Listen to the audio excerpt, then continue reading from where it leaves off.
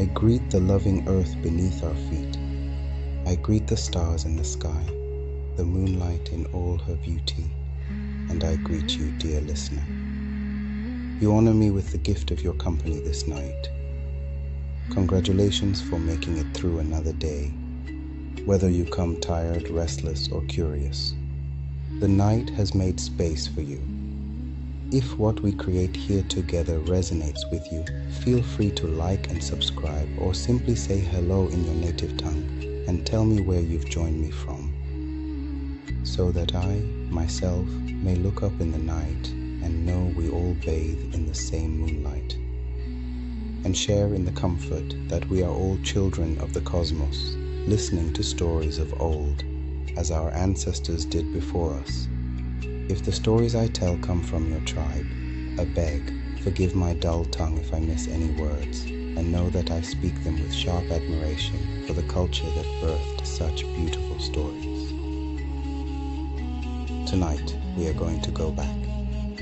Not just back to a time before you were born, not just back to a time before cities were built, or roads were paved, or names were given to mountains. We are going back to the stillness that existed before there was anything to be still. It is a difficult place to imagine because our minds are cluttered with things. We are used to objects. We are used to the sharp edges of tables, the bright light of screens, the constant low-level hum of electricity.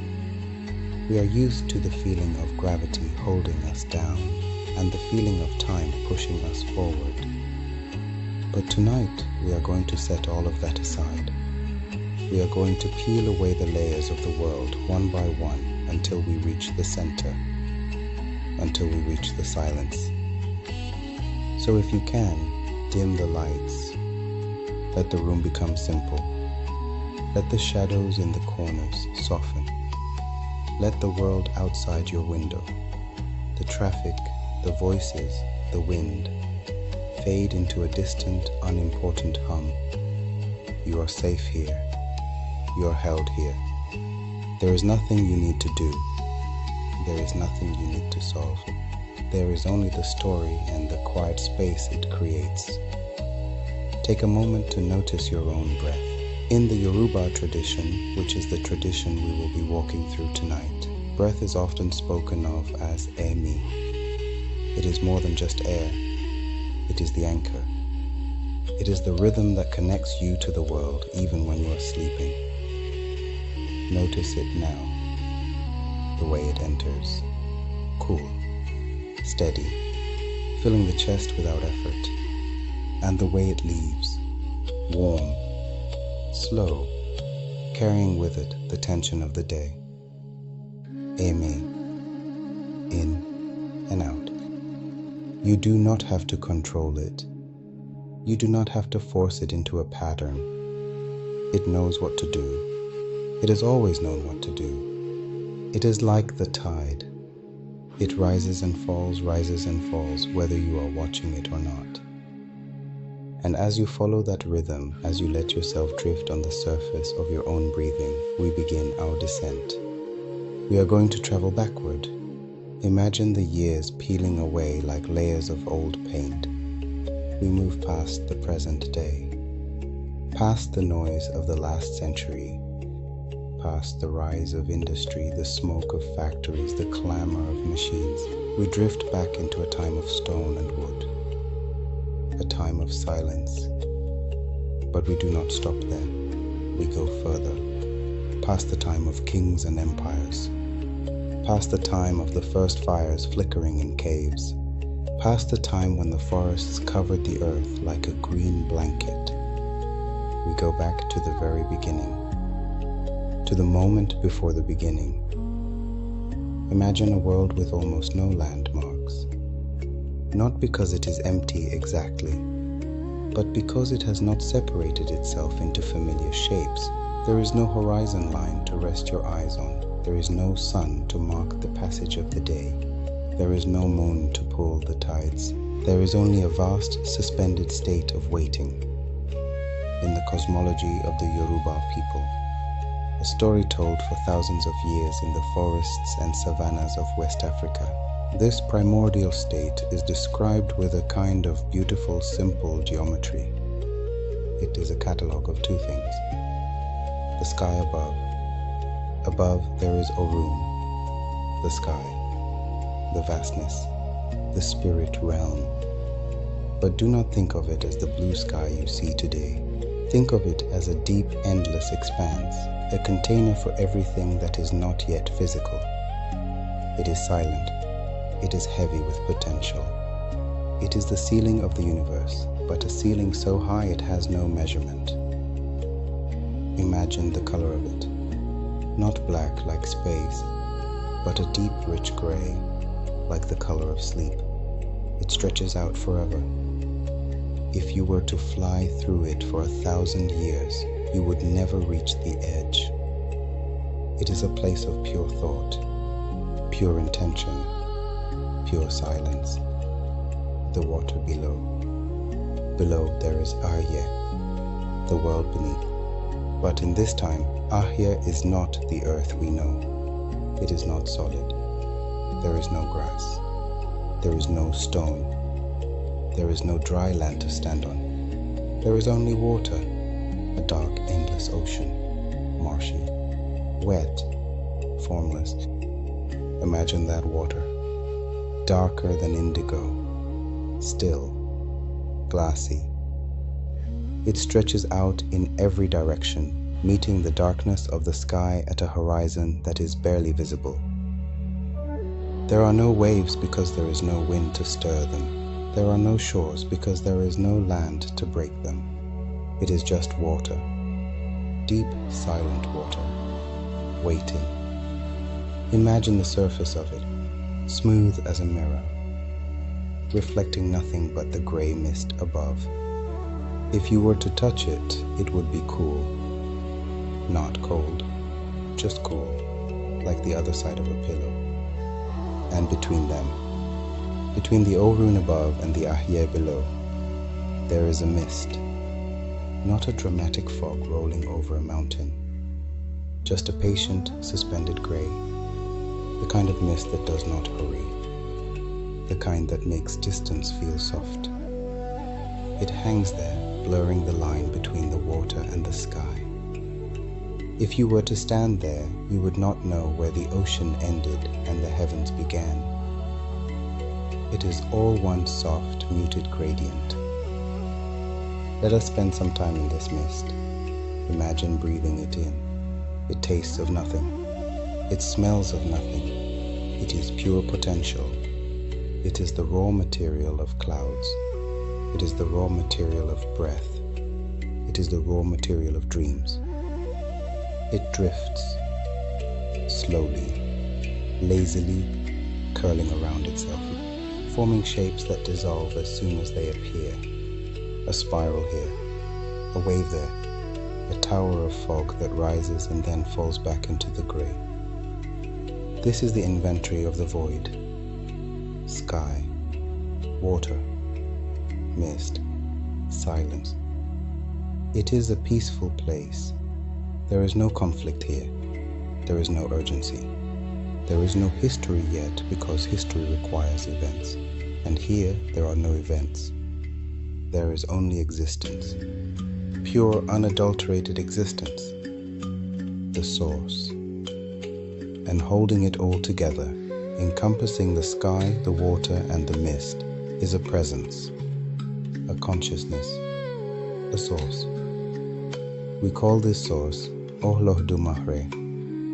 It is important to say this name gently because this is not a character who storms into a room, not a hero who needs a dramatic entrance with trumpets and drums.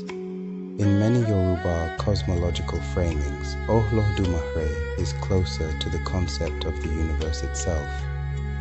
Something that does not need to be loud to be present, something that is everywhere and therefore does not need to move. You may also hear other names used in different tellings and different communities. Names travel. Names drift like seeds on the wind. Orun is one that appears often in modern speech. It means the owner of the sky. And in some diaspora contexts across the ocean, you may hear Olofi. But for this episode, for this long night of watching the stillness, we will stay with Olodumare. If you like, we can treat the name the way you might treat a stone you found near a river. A smooth, heavy stone. You turn it slowly in your hand. You feel its weight. You look at it from different angles. You notice the grain, the texture, the way it holds the warmth of the sun. In some explanations, the name is broken down into parts. Different scholars and different communities gloss it in slightly different ways. So we will do this carefully, not as a single final definition, more as a way of noticing how people have tried to describe something too large for one sentence. Let us look at the first syllable, Olist, the owner, the one who possesses, the one who holds. It implies authority, but a quiet authority. Like someone who owns a vast library, but sits quietly in the corner reading. Then Odu. This is a word with deep roots. Some say it means the source. Some say it means the oracle. Some say it means the vastness, or the container. Imagine a container that holds all possibilities. Every story that has ever been told. Every life that has ever been lived. Every star that has ever shone. All of it packed inside this one syllable. Odu. And finally, Mare. This is perhaps the most beautiful part. It means that which does not change, or that which does not become empty, or that which remains. It suggests a constancy, like the horizon, like the feeling of the earth beneath your feet. It suggests a rainbow that never fades, a well that never runs dry. Put them together and you have Olodumare, the owner of the source that does not run dry, the owner of the vastness that never changes, the one who holds the container of all possibilities. It is a name that fills the mouth. It is a name that feels like a long, slow breath. Olodumare. The titles, Oriki. Now, there is a style of Yoruba praise and attribution that works especially well for sleep. It is called Oriki.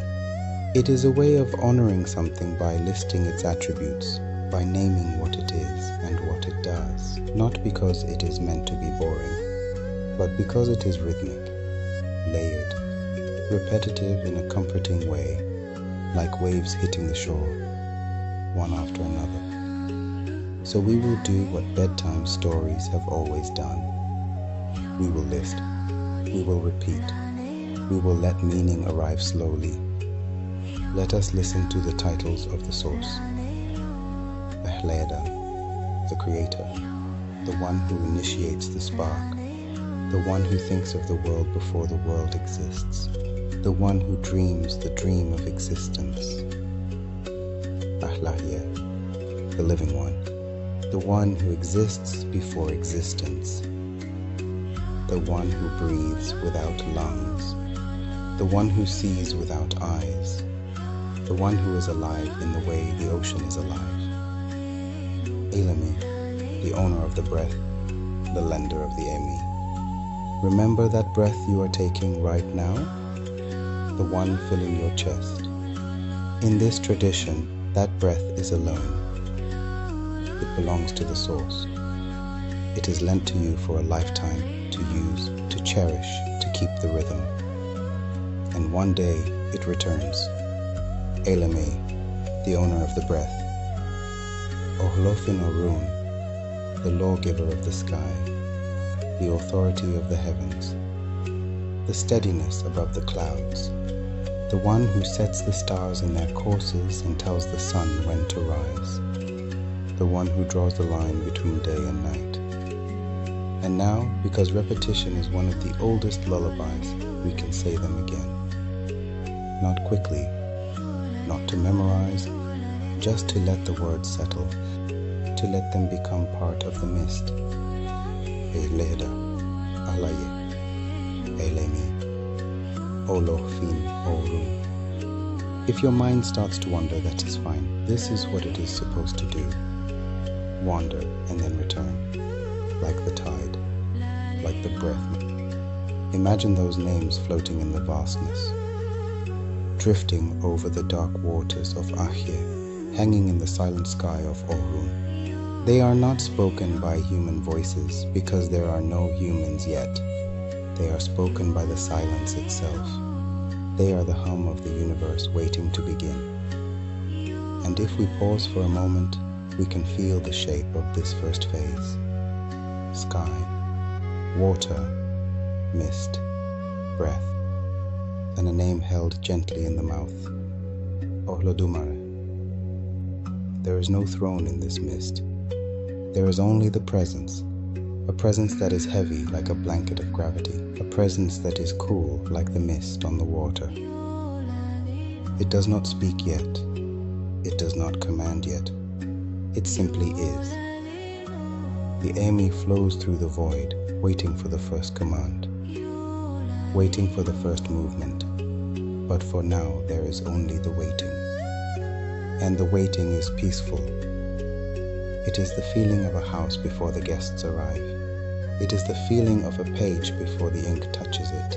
It is the feeling of you, right now, letting go of the day. In a moment, the story will begin to shift. Not with a shock, not with a sudden event. More like the way a ceiling becomes higher when you step outside. More like the way the light changes when a cloud moves. The stillness cannot last forever. Even in the void, there is the potential for form, the potential for separation. And so we turn our attention to the first shift. The moment the silence began to stretch. We are still in the stillness. We are still in the time before the separation, but stillness is not the same as emptiness.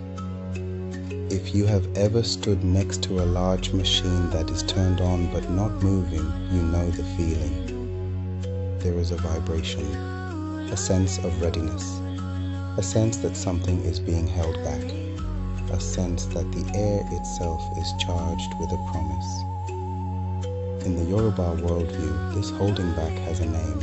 It is the raw material of the universe. It is called Ashe. Tonight we are going to spend a long time with this word, because to understand the source, you must understand what the source is holding.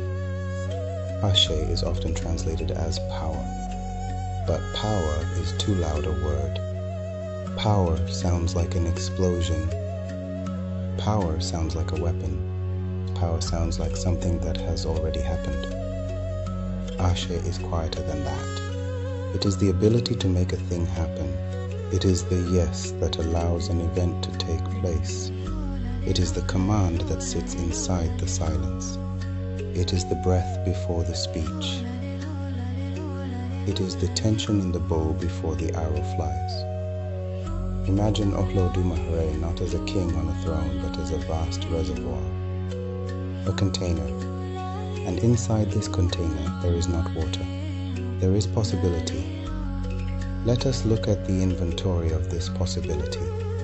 Let us look at the things that do not exist yet, but are waiting to exist. They are floating in the mist. They are sleeping in the mind of the source. We will look at them one by one. We will turn them over in our minds. We will feel the weight of them, the potential for heat. First, there is the potential for heat. There is no fire yet. There is no sun. There is no spark. There is no friction of flint against stone. But the idea of heat is there. It sits in the reservoir like a sleeping coal. Imagine the feeling of warmth.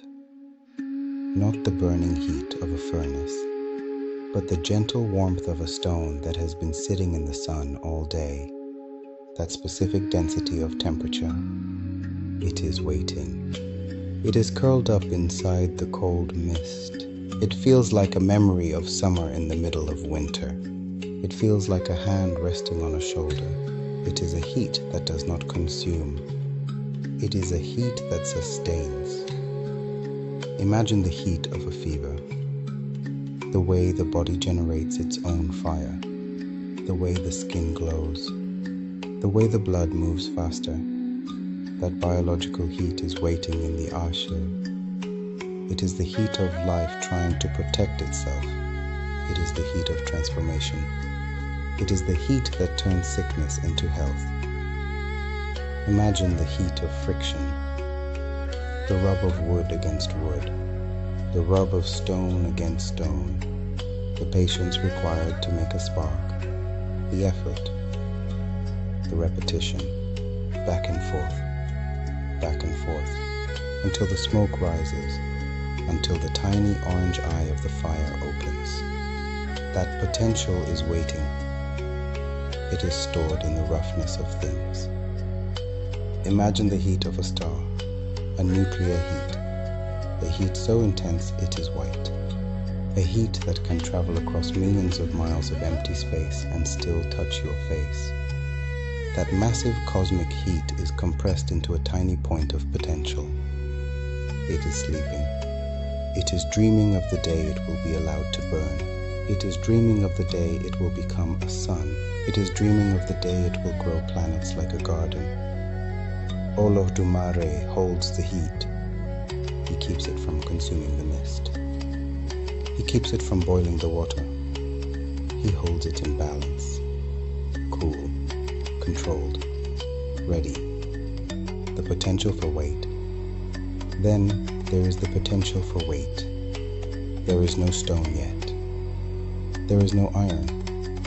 There is no lead. There is no mountain. But the idea of heaviness exists. The concept of gravity. The capability of a thing to sink. Imagine the feeling of a heavy blanket.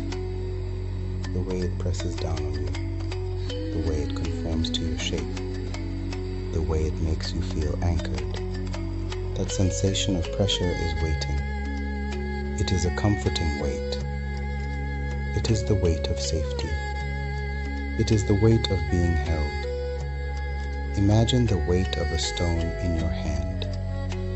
A smooth river stone. Dense, solid. It pulls your hand down toward the earth.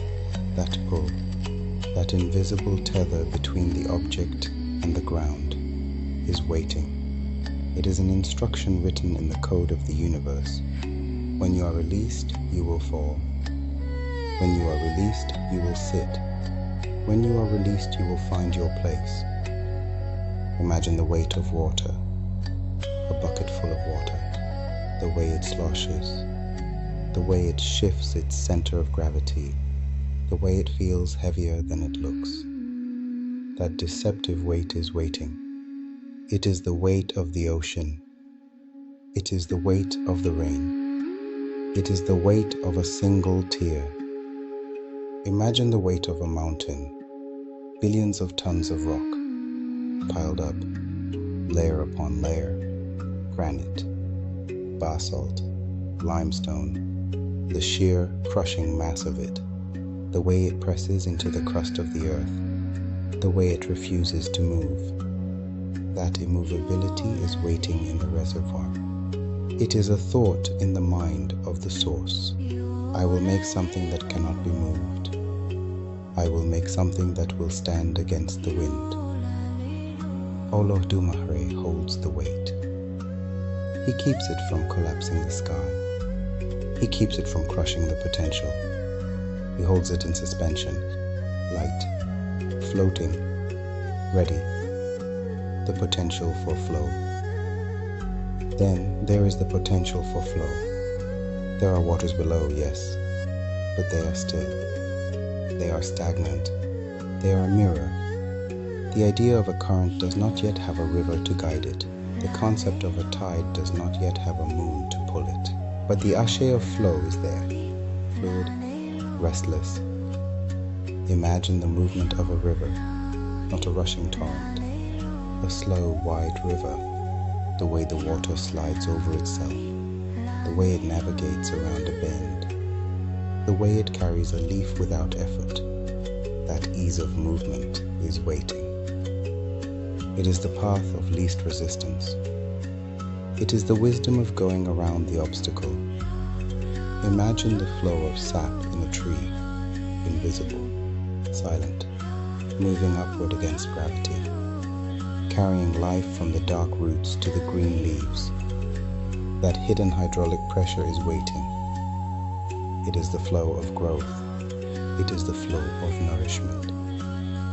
It is the flow that happens in the dark. Imagine the flow of blood, the rhythm of the pulse, the loop from the heart to the hand and back again, the ceaseless, tireless journey of the liquid inside the vessel. That cycle is waiting. It is the drumbeat of life. It is the clock that counts the seconds of a life. Imagine the flow of wind, the way air moves from a place of high pressure to a place of low pressure.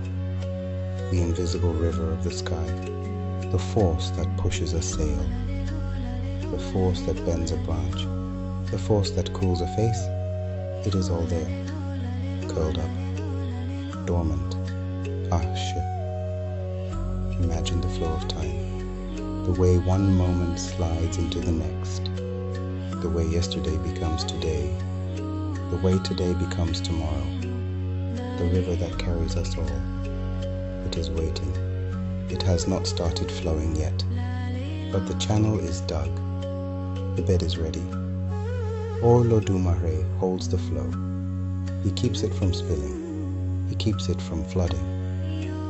He holds it in a cup of silence, still, deep, ready. The potential for texture, and we can go deeper. We can look at the smaller things, the things that seem insignificant but are held in the same vast container, the textures. There is the potential for roughness, the feeling of bark, the feeling of sand, the feeling of unpolished stone, the friction that stops a hand from sliding, the grip, the grit. It is waiting. It is the texture of reality. It is the texture of truth. There is the potential for smoothness, the feeling of a polished gem, the feeling of water, the feeling of silk, the feeling of the inside of a shell, the lack of resistance, the glide. It is waiting. It is the texture of peace. It is the texture of ease.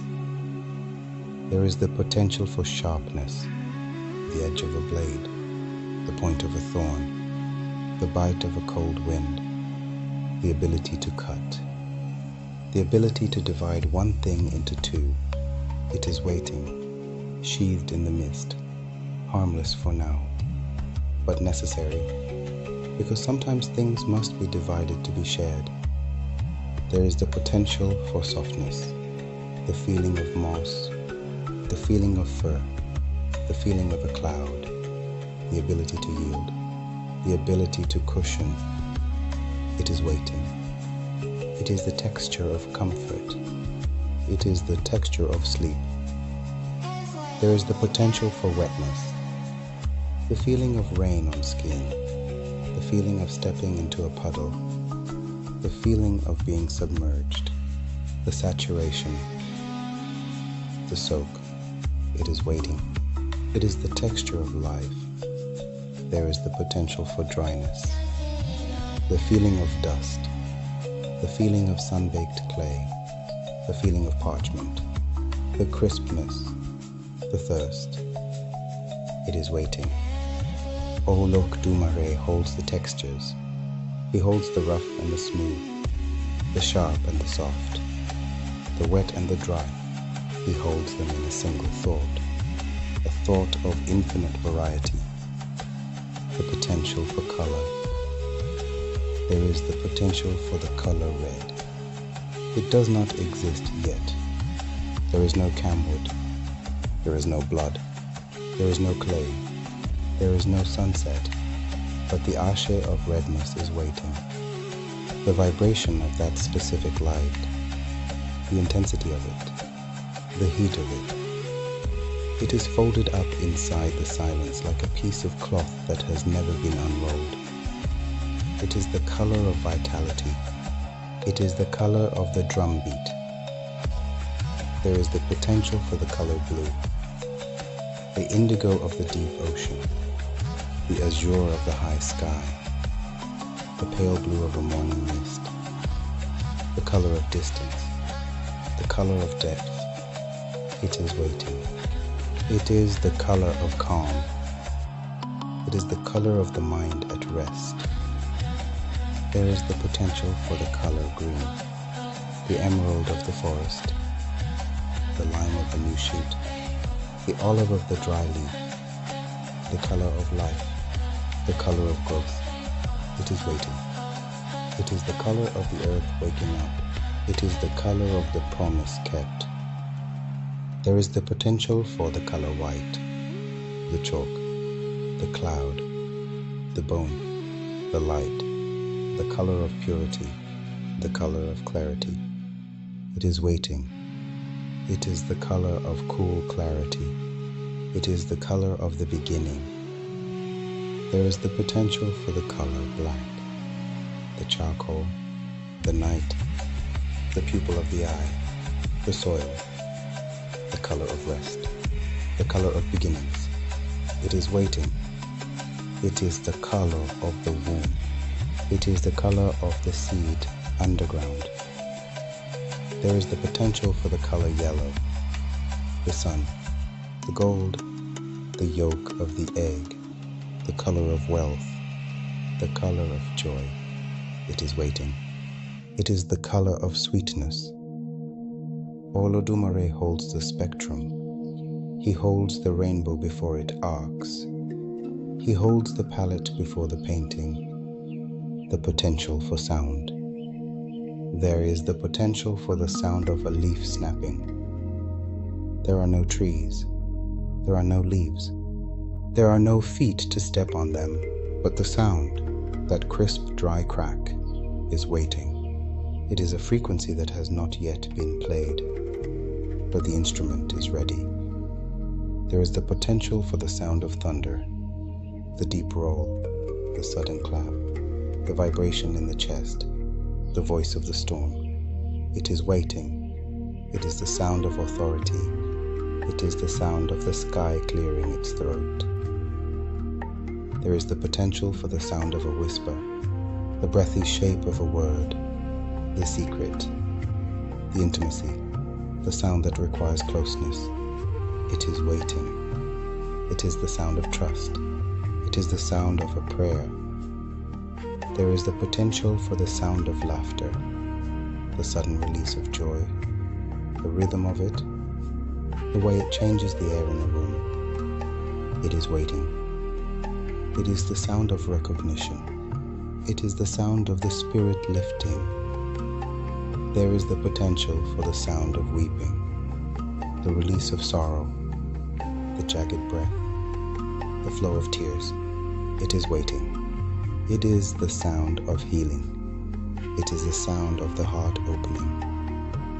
There is the potential for the sound of singing, the melody, the harmony, the way a voice can climb a ladder of air, the way a song can hold a memory. It is waiting. It is the sound of praise. It is the sound of the soul speaking. Olodumare holds the symphony. He holds the silence and he holds the noise. He holds the shout and he holds the echo. The potential for silence. And then there is the potential for silence itself. Not the silence of emptiness, but the silence of peace, the silence of a library, the silence of a sleeping house, the silence of a forest after the rain, the silence of understanding. It is waiting. It is the canvas upon which the sound will be painted. Imagine the silence of a stone. Imagine the silence of a cloud. Imagine the silence of a thought. It is all there, in the reservoir. the potential for memory. And finally, there is the potential for memory, the ability to hold the past, the ability to recall a face, the ability to relive a moment. It does not exist yet because there is no past. There is only the eternal present. But the Ashe of memory is waiting. The archive is waiting to be filled. Imagine the feeling of remembering a dream, the way it floats back into your mind, the way it feels familiar. That feeling is waiting. Imagine the feeling of nostalgia, the sweet ache of missing something, the love for what has gone. That feeling is waiting. Imagine the feeling of a story being told, the way the words create a world, the way the listener leans in, the way the teller pauses.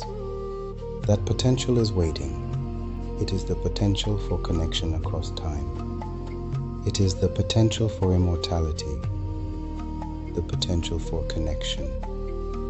And finally, there are the energies of relationship, the physics of the soul, the energy of growth, the push of a seed breaking its shell, the stretch of a vine reaching for light, the expansion of a lung filling with air, the way a child becomes an adult, the way a thought becomes an action. It is all there, curled up, dormant, Ashe, the energy of decay, the crumbling of dry earth, the fading of light, the slow return of wood to soil, the way a fire burns down to ash, the way a memory fades. It is there too, quiet, patient, necessary.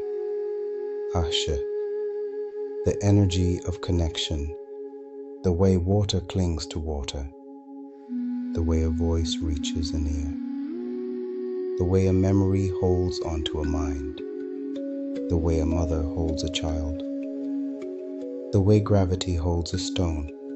It is waiting.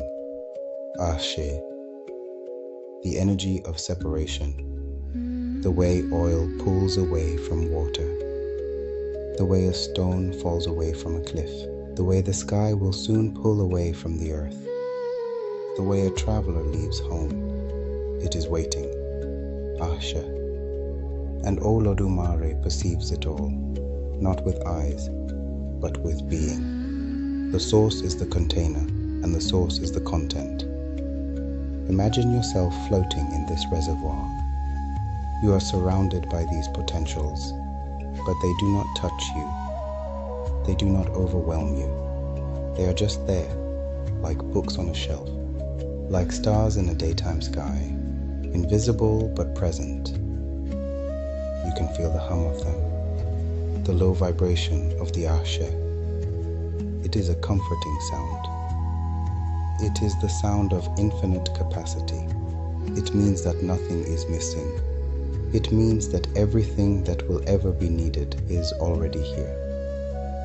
There is no need to rush to find it. There is no need to go looking for the tools to build the world. The tools are here. The materials are here. The plans are here.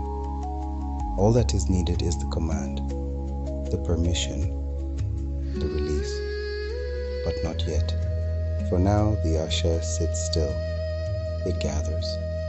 It thickens. It deepens. Like water filling a well. Higher and higher and higher, until it is brimming at the edge. Surface tension holding it in place. A perfect trembling dome of water, waiting for the first drop to fall. This is the nature of the source, not the act of doing, but the state of being able to do, the state of readiness. And in that readiness, there is a profound peace, because nothing has gone wrong yet. Nothing has been broken yet. Nothing has been lost yet. Everything is whole. Everything is possible. Everything is safe inside the Odu, inside the vastness. We leave the reservoir now. We step back from the potential. we return to the mist, to the space between the sky and the water, where the first separation is about to begin, where the first use of Ashe will be to create distance, to create room for all these things to unfold. The sky is waiting, the water is waiting, the command is coming. Before the land was formed, before the sky moved away, there was a question in the cosmos, a question of permanence. In the primordial mist, nothing was guaranteed to last. Energy shifted, forms dissolved, even the gods, the sparks of light we spoke of, were not sure of their own endurance. Death, or at least the end of things, was a possibility, a shadow at the edge of the light. And so, Olodumare decided to secure immortality, not with a weapon, not with a wall, but with a ritual of absolute purity. He decided to wrap himself in the ala, the white cloth. Tonight we are going to watch this cloth being made. We are going to watch the weaving of eternity. It is a slow process. It is a quiet process. It is the process of turning a thought into a fabric that can hold the source, the thread. First, there is the thread. It does not come from a plant. It does not come from a silkworm. It comes from the light of the funfun, the essence of whiteness. Imagine a thread of pure light, not a blinding laser, but a soft glowing filament, like the trail of a star, like the edge of a cloud when the moon is behind it. It is thin, it is delicate, but it is unbreakable. The texture of the thread. Let us look closer at the thread. It has a texture. It is not smooth like glass.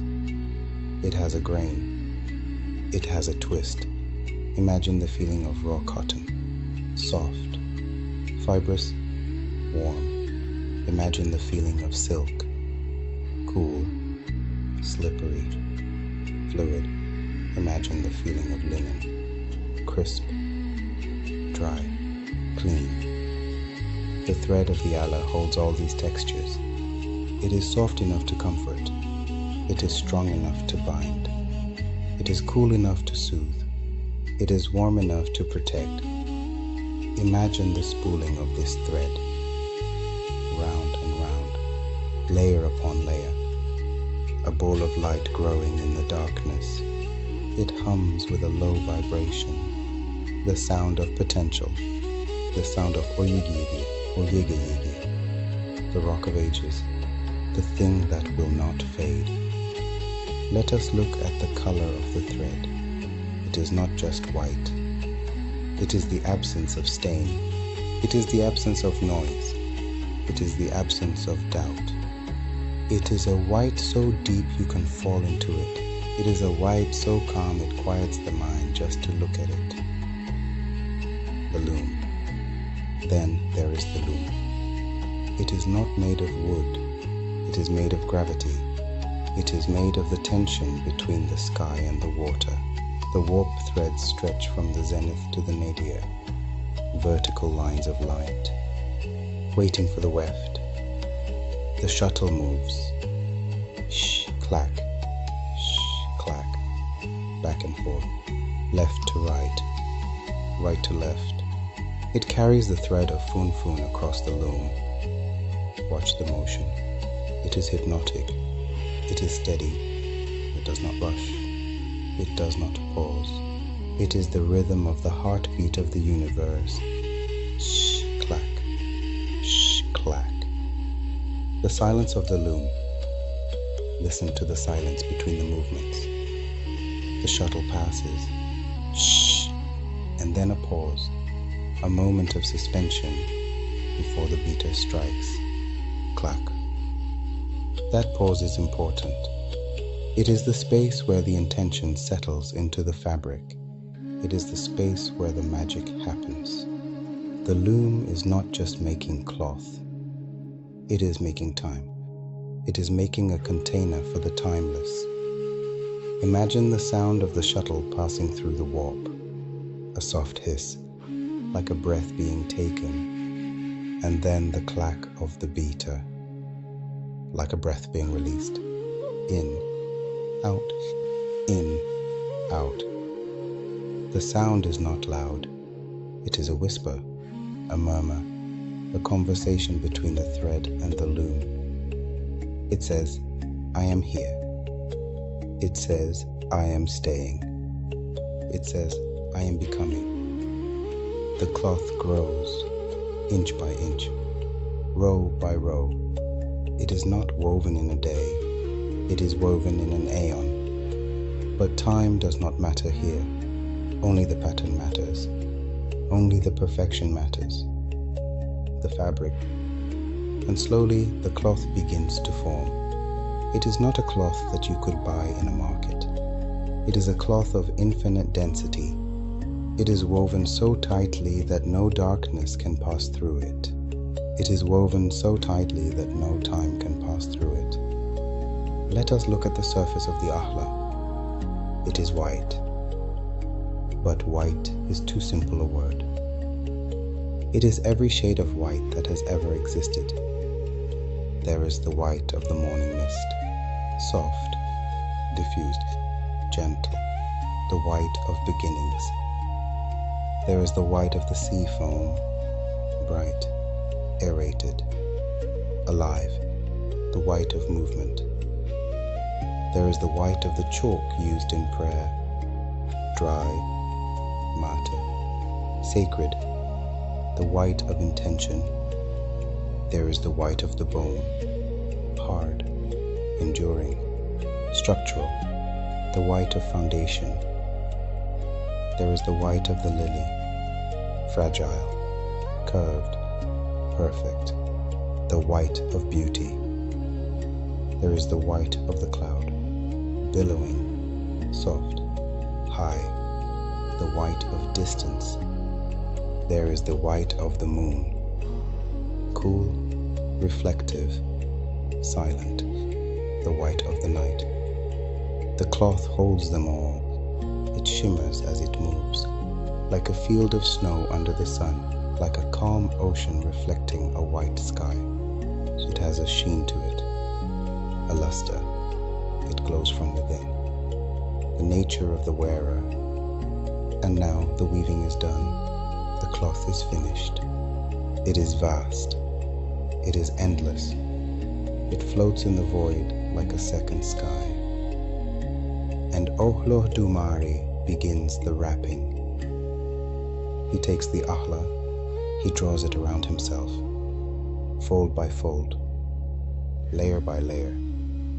But who is the he that is being wrapped? In the old stories, Olodumare is called Ahli al-Ahra, the bodiless one. The source is not a man. The source is not a woman. The source is the energy that precedes gender. The source is the energy that precedes form. When we say he, we are using a placeholder. We are using a word that is too small for the reality. The cloth does not cover a body. It covers a presence. It covers a force. It covers the masculine and the feminine and everything in between. It covers the seed and the womb. It covers the sun and the moon. Imagine the cloth wrapping around a light that has no edges. The cloth gives it shape. The cloth gives it a boundary. The cloth makes the infinite visible. The wrapping. Imagine the sound of the cloth moving. Swish, swish, soft, heavy, comforting. He covers the energy. He covers the fire. He covers the mystery. He wraps himself in the purity of the funfun. With each layer, the immortality is sealed. With each fold, the permanence is established. He becomes Obatalá Buku, the king without blemish. He becomes distinct from the chaos. He becomes distinct from the blood. He becomes distinct from the decay. He is no longer just a force. He is a monument.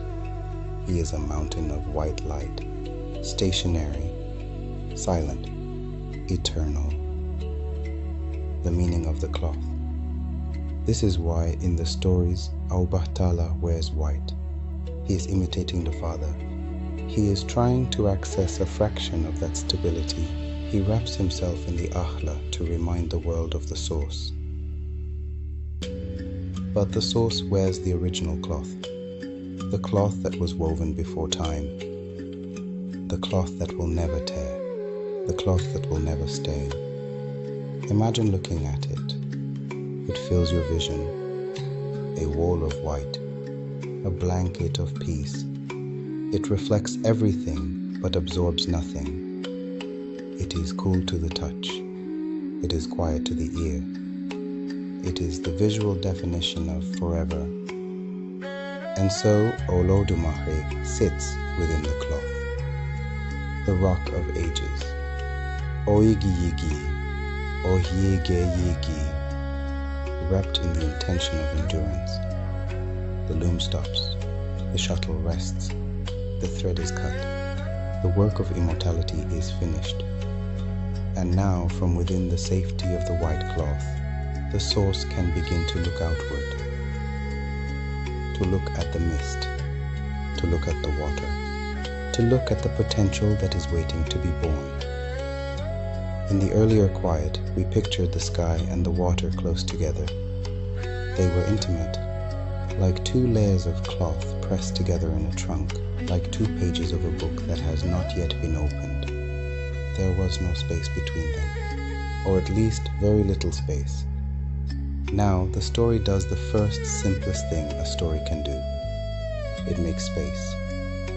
In many tellings of the Yoruba cosmology, Orun, the sky is not far away at first. It sits low. It hovers just above the surface of the water. It is close enough that the world beneath can feel its weight. Close enough that if you were standing there, you could reach up and touch the cloud the way you touch a piece of fabric. You could run your fingers through the mist. You could feel the dampness of the heavens against your skin. And if you have ever lived in a small room with a low ceiling, you know what happens.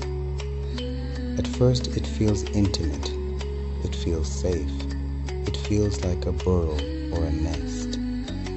But then it begins to feel crowded, not because anyone intends harm, but because closeness creates contact, and contact repeated every day creates wear. Some tellings speak of work. They describe the early inhabitants of the earth beings who lived in that cramped space between the water and the mist.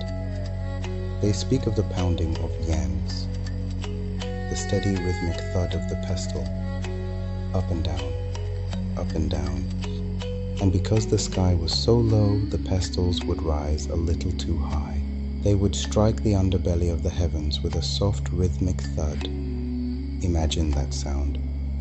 Not a crash, just a dull, persistent knocking, like someone tapping on a wall. Day after day, year after year. Other tellings are even quieter. They speak of ordinary mess. They speak of hands that have been in the soil, hands that have been digging for roots, hands that have been covered in ash from the first fires. And these hands, having nowhere else to go, would reach up.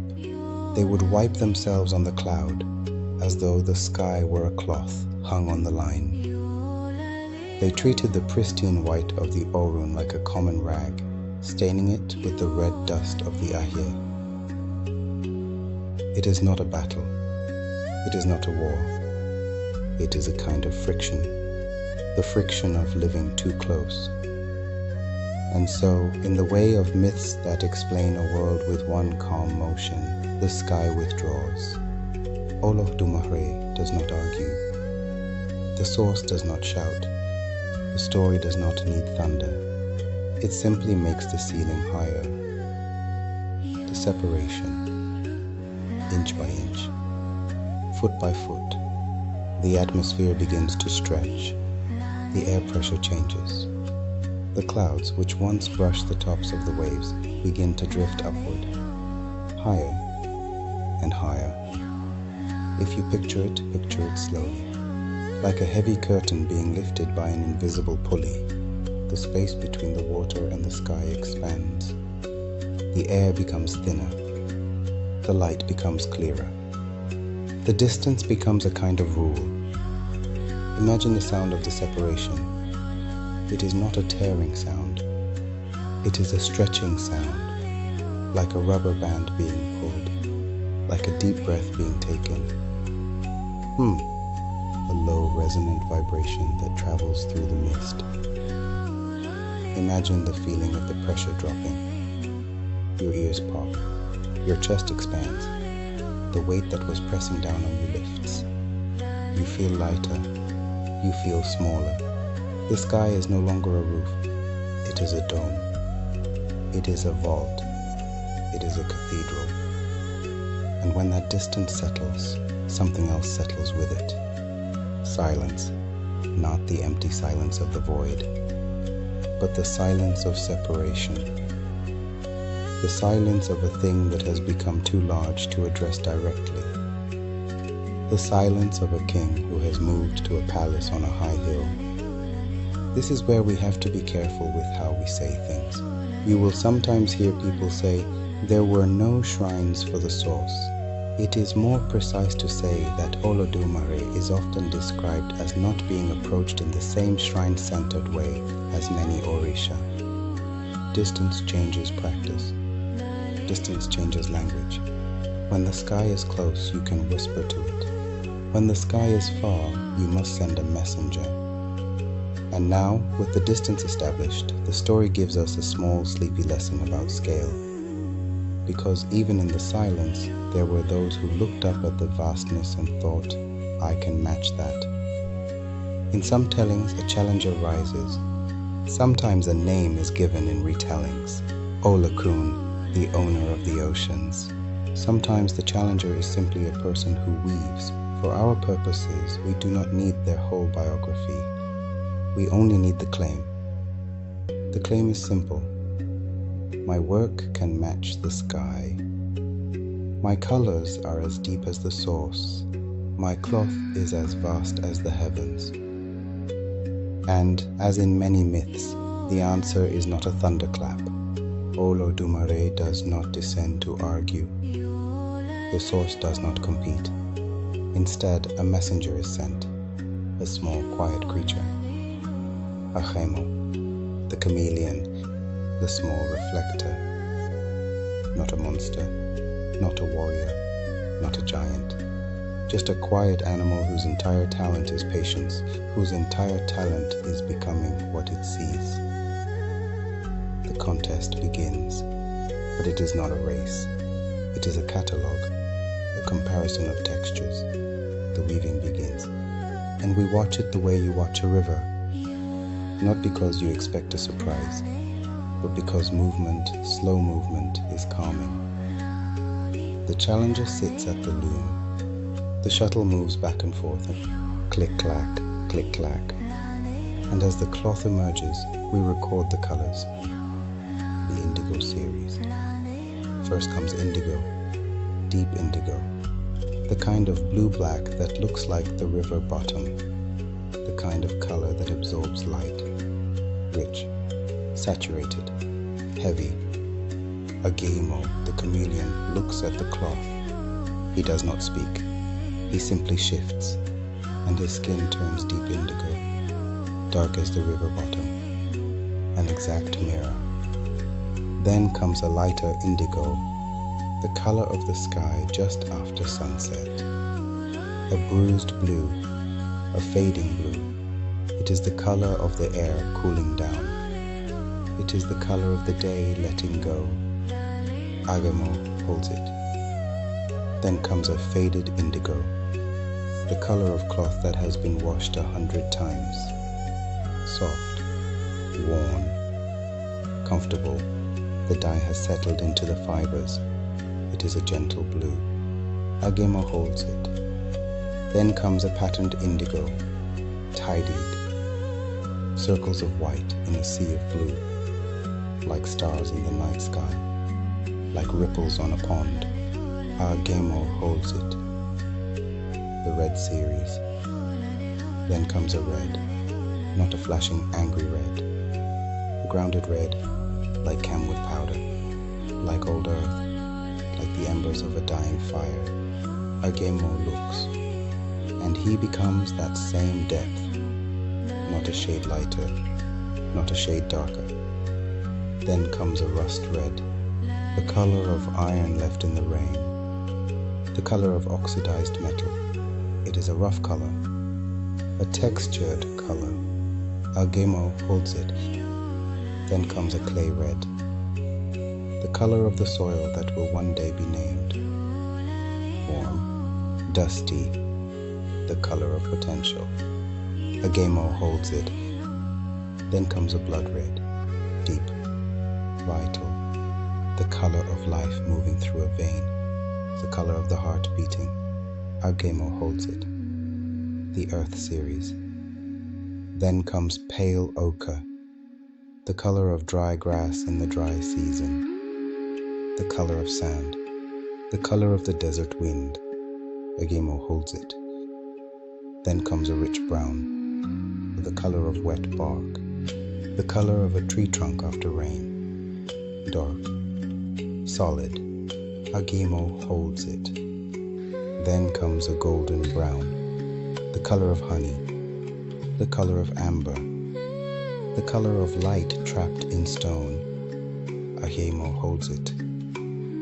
Then comes a dark, almost black brown, the color of rich soil, the color of the forest floor, the color of decomposition and growth. A Gamo holds it. The green series. Then comes a shimmering green, the color of new palm fronds catching the light, the color of life pushing through the soil, vibrant, alive. Our Gamo holds it. Then comes a dark green, the color of the deep forest, the color of shadows under leaves, cool, protective. A Gamo holds it. Then comes a moss green, soft, velvety, the color of stone covered in life, the color of time passing slowly. A Gamo holds it. Then comes a pale green, the color of a leaf turning in the wind, the color of unripe fruit, the color of anticipation. Our Gamo holds it. The shadow series. Then comes charcoal, the color of cooling ash, the color of shadows, the color of the end of the fire. A Gamo holds it. Then comes gray, like the mist we saw in the beginning, like the fog over the water, like the space between thoughts. A Gamo holds it. Then comes silver, like the reflection of the moon on water, like the glint of fish scales, like the edge of a cloud. A Gamo holds it. Then comes white, pure white, like the feather of the egret, like the cloud that is now far away, like the chalk used for prayers, like the silence itself. A Gamo holds it. Pattern after pattern, weave after weave. The loom clicks, the shuttle flies, but the chameleon does not tire, because the chameleon does not have to create the color. It only has to reflect it. And after a while, the point arrives without anyone saying it loudly. The challenger realizes the truth. If the messenger, this small silent lizard, can contain every color in existence, if the servant can match every pattern, then what of the master who sent him? What of the source that contains them all? There is no fight. There is no punishment.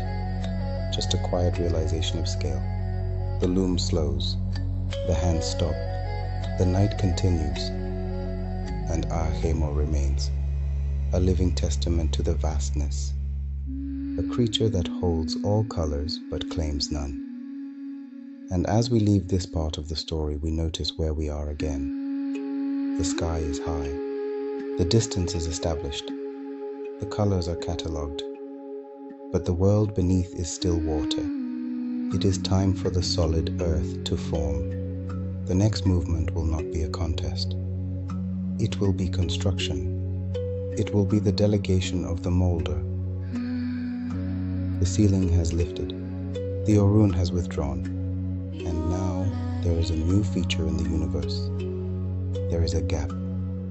A vast empty space between the water and the home of the source. Let us explore this space.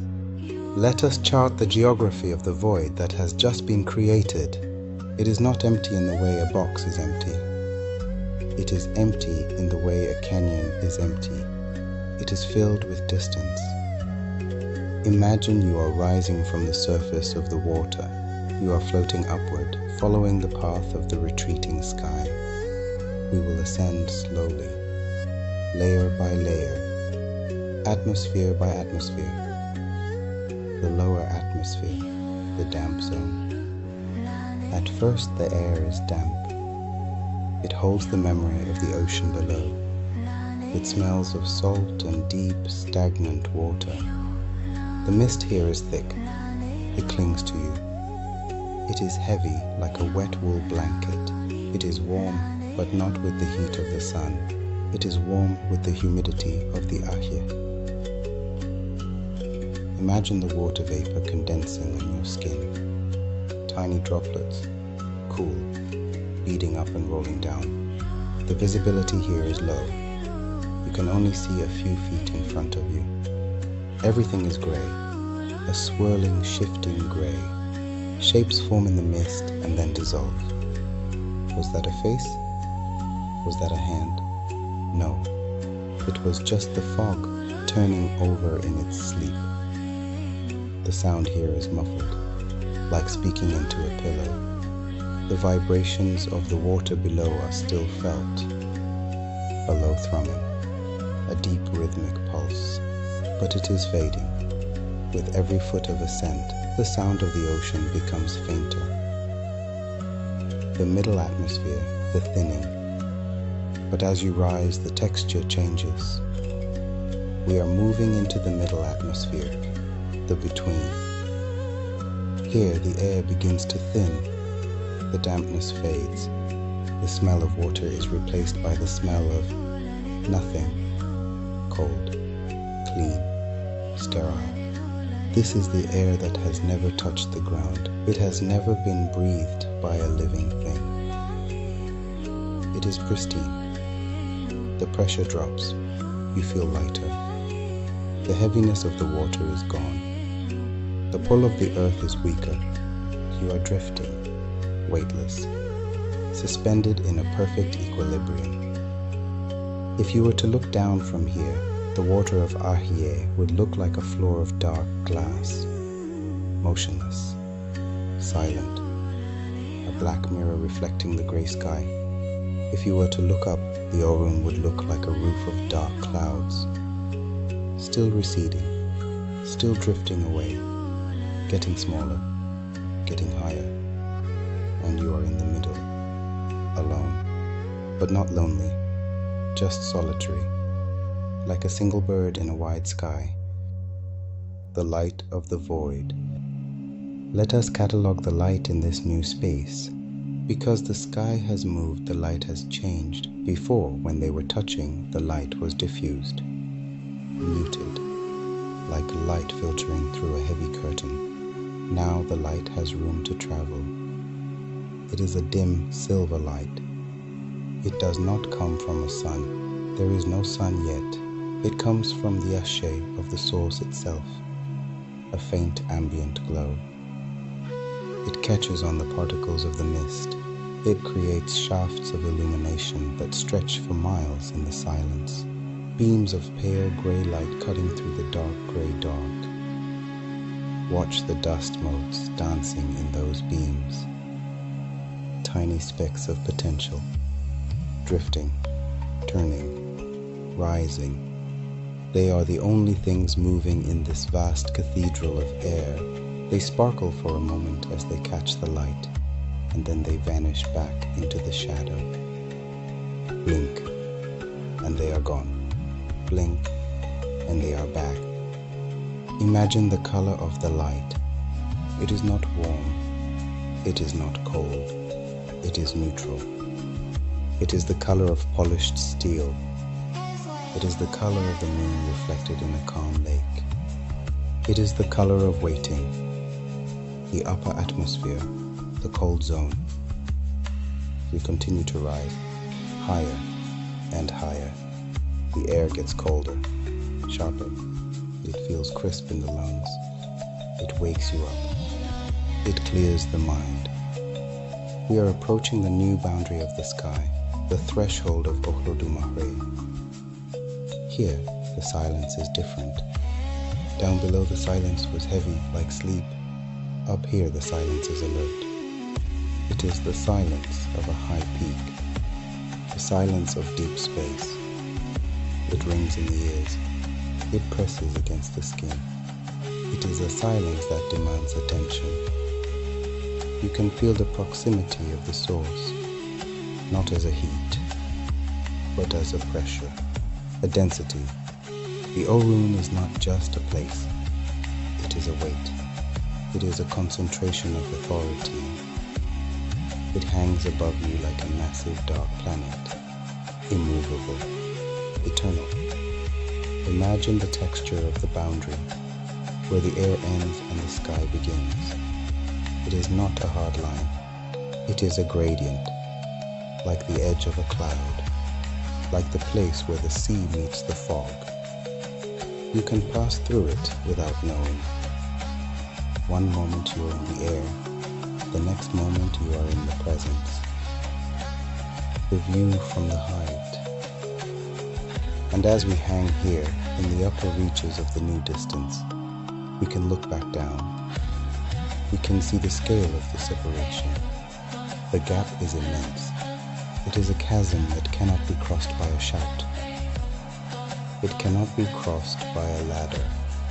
It cannot be crossed by a bird, not yet. It is a barrier, but it is also a protection. The sky is safe from the dirty hands. The sky is safe from the pestles. The purity has been preserved by distance. This is the geography of the withdrawal. Layer upon layer of silence. Layer upon layer of cold, clean air. A buffer zone between the perfection of the source and the messiness of the potential world. It is vast. It is lonely. But it is necessary. Without this space, there is no room for the rain to fall. Without this space, there is no room for the chain to hang. Without this space, there is no room for the story to happen. The void is not a mistake. The void is the canvas. It is the blank page upon which the rest of creation will be written. And now, into this vast, empty canvas, the first colors are about to be introduced. The first test of the new distance. The challenger is preparing his loom. The chameleon is preparing his skin. The void is about to be filled with a catalogue of hues. Let us descend back to the surface, back to the water, where the weaving begins. The distance is established. The colors have been tested. The void is vast and silent and ready, but Olodumare is not alone in the high heavens. There are others here, not equals, but emanations, sparks that have drifted from the central fire, densities in the mist, concentrations of will. In the stories, we call them the Orisha. We give them names. We give them faces. We give them tempers and preferences and favorite foods. We tell stories of their arguments and their loves. But tonight, let us see them as the source sees them, from the perspective of the silent apex. They are not men and women yet. They are points of light. They are concentrations of Ashe, each one holding a specific frequency, each one holding a specific potential, each one a different note in the chord of creation. Let us walk among them. Let us take inventory of the council as they wait for the command to build. The white light, Obatalá. First, there is a white light. Cool, steady, calm. It does not flicker. It sits in the mist like a pearl. This is the energy of Obatalá, the molder, the king of the white cloth. From the source's view, he is the potential for form. He is the idea of shape. He is the patience required to turn clay into a face. He vibrates with a low humming clarity. He is the bone of the universe, the structure, the skeleton upon which the rest of the world will hang. Imagine the feeling of clean linen. Cool against the skin, fresh, unstained. That is the feeling of his presence. He is the calm before the work begins. He is the silence of the artist before the first stroke. He waits, patient, enduring. Imagine the color white, not the blinding white of the sun, but the soft white of chalk, the creamy white of a snail shell, the milky white of coconut water, the white of old bones bleaching in the sun, the white of clouds, the white of peace. He holds all these whites inside him. He is the reservoir of purity. He is the reservoir of clarity, the restless spark, Ashe. Next to him there is a different kind of light, restless, quick, darting. It is a spark that refuses to sit still.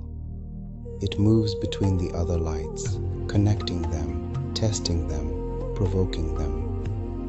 It jumps from point to point like a synapse firing. This is Ashe, the messenger, the owner of the crossroads. He is not chaos exactly. He is the potential for choice.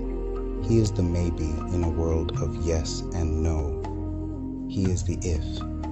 From the source's view, he is the nervous system of the cosmos, the electricity that carries the signal. Without him, the command would never reach the hand. Without him, the intention would never become the action. Imagine the feeling of a sudden breeze on a still day, the way it changes the direction of a leaf, the way it opens a door. That is the feeling of his presence, unpredictable, vital, necessary. Imagine a door that is slightly ajar. It invites you to look inside. It invites you to wonder what is on the other side. That curiosity is Ashe. That hesitation is Ashe. That decision to step through is Ashe. He is the hinge upon which the universe turns. The heavy weight, Ogun. Then there is a heaviness, a dark, dense gravity. It feels like the weight of a mountain compressed into a seed. It feels like the edge of a blade that has not yet been forged. It feels like the core of a planet. This is Ogun, the spirit of iron. He is the potential for separation, the tool, the technology, the force that cuts the path. He waits in the silence, heavy and silent as a stone. He is the muscle of the universe, the strength that allows work to be done. Imagine the smell of hot metal, the smell of the forge, the smell of sparks flying. That is the scent of his waiting. He is not angry. He is just ready, ready to clear the way, ready to build the road. Imagine the feeling of iron, cold, hard, unforgiving, but also reliable, also strong, also essential. Without iron, the field cannot be tilled. Without iron, the house cannot be built. Without iron, the path cannot be cut. He is the foundation of civilization. He is the foundation of effort, the constellation, Arun Mila. And there is a wisdom, a light that looks like a constellation, complex, ordered, mathematical, points of light connected by invisible lines. This is Arun Mila, the witness to destiny, the one who knows the language of the nuts and the shells. He is the potential for understanding. He is the archive. From the source's view, he is the memory of what will happen before it happens. He is the map. He is the blueprint. He holds the patterns of the universe in his mind. Imagine the feeling of solving a puzzle, the click of a lock turning, the clarity of a sudden realization. That is the feeling of his presence, order, logic, truth. Imagine a library that goes on forever, shelves upon shelves of scrolls, each scroll containing a life, each scroll containing a destiny. He is the librarian. He knows where every scroll is kept. He knows the story written on every page. He is the keeper of the records, the golden warmth of Oshun. And there are others, flickering in the periphery. There is a golden warmth, sweet, fluid, like honey melting in the dark, like amber catching the light. This is Oshun, the river. She is the potential for connection, the potential for love, for cooling, for the sweetness that makes life bearable. She flows through the council like a warm breeze. She softens the edges of the iron. She warms the coolness of the white cloth. Imagine the sound of water flowing over stones, the gentle laughter of a stream, the feeling of being held. That is the feeling of her presence, healing, fertile, kind. Imagine the color gold, not the cold gold of coins, but the warm gold of sunlight, the liquid gold of oil, the soft gold of brass. She is the reflection in the mirror. She is the beauty that makes the work worthwhile. The red heat, Shango. There is a crackle of red heat, sudden, intense, like a storm cloud gathering charge, like the static in the air before lightning strikes. This is Shango, the thunder. He is the potential for justice, the potential for the sudden strike.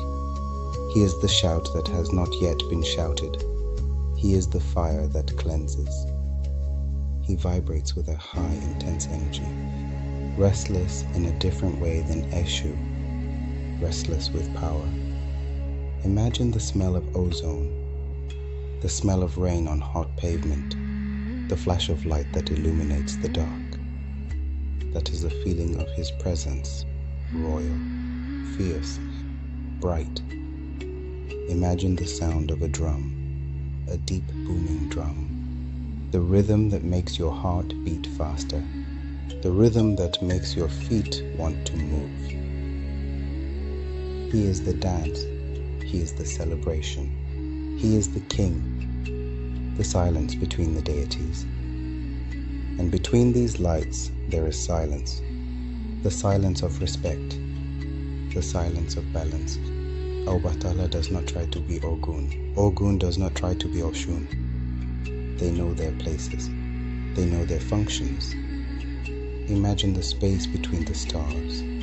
It is not empty. It is filled with gravity. It is filled with the tension that holds the constellation together. That is the feeling of the council. A perfect, tense, beautiful balance. The white light balances the red light. The heavy iron balances the fluid water. The restless spark balances the steady wisdom. It is immobile, hanging in the void, turning slowly, catching the light of the source. It is a silence that is not empty. It is a silence that is full of potential.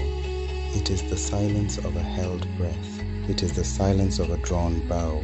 It is the silence of a seed just before it breaks open. Imagine floating in that silence, surrounded by the lights, surrounded by the warmth, surrounded by the gravity. You are safe here. You are held here. You are part of the balance. The delegation. They stand together, or float together, or simply are together. A circle of lights in the vast grey hall of the Orun, each one distinct, each one necessary. Olodumare observes them. The source does not speak to them with words. The communication is deeper. It is a transfer of will, a delegation of Ashe. Imagine the source pouring itself into these vessels, like water filling cups, like light filling lamps. Each Orisha receives their portion, their specific assignment. You will hold the white cloth. You will hold the iron. You will hold the road. You will hold the river. You will hold the map. You will hold the fire. They accept the weight. They accept the duty.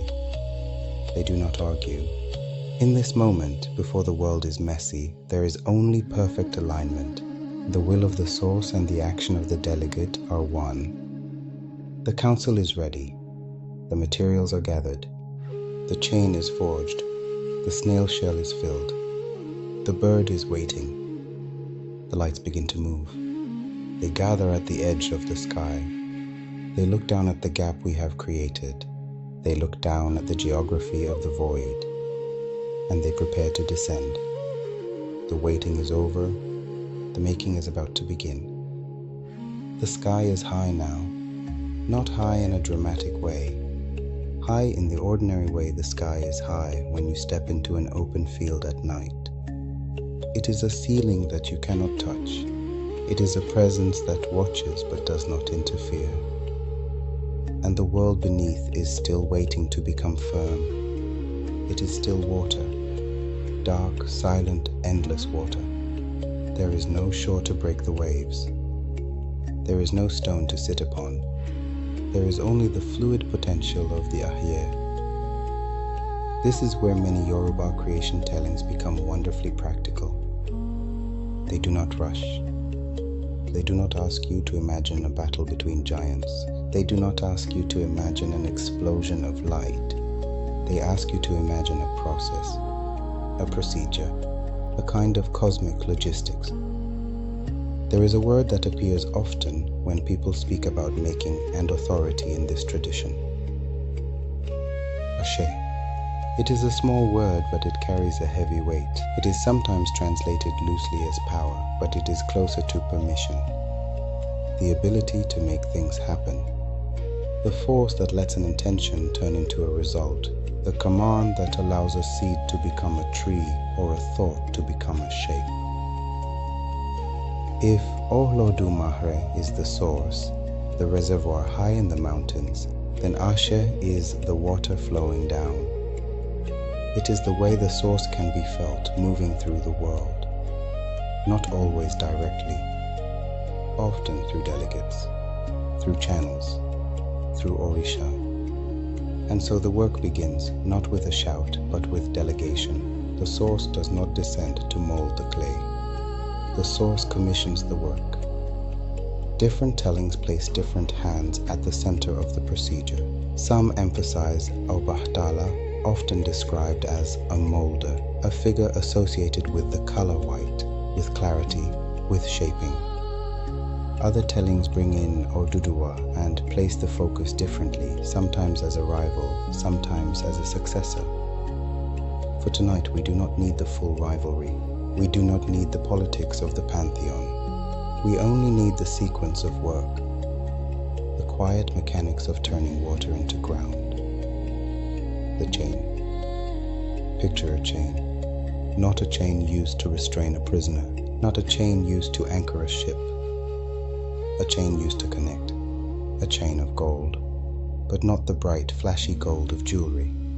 Think of old gold, dull gold, gold that has been forged by hands that know the value of patience. It is long, longer than any rope, longer than any ladder. It has to reach from the high sky of Orun down to the mist above the water, link after link, lowered carefully, hand over hand. If you listen closely, you can almost hear the sound of it.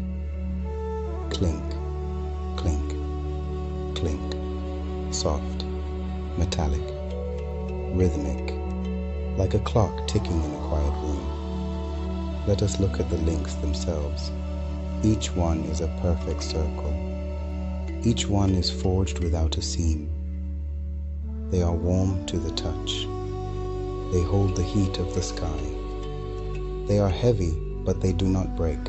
They are flexible, but they do not stretch. Imagine the friction of metal on metal. The smooth slide of one link against another.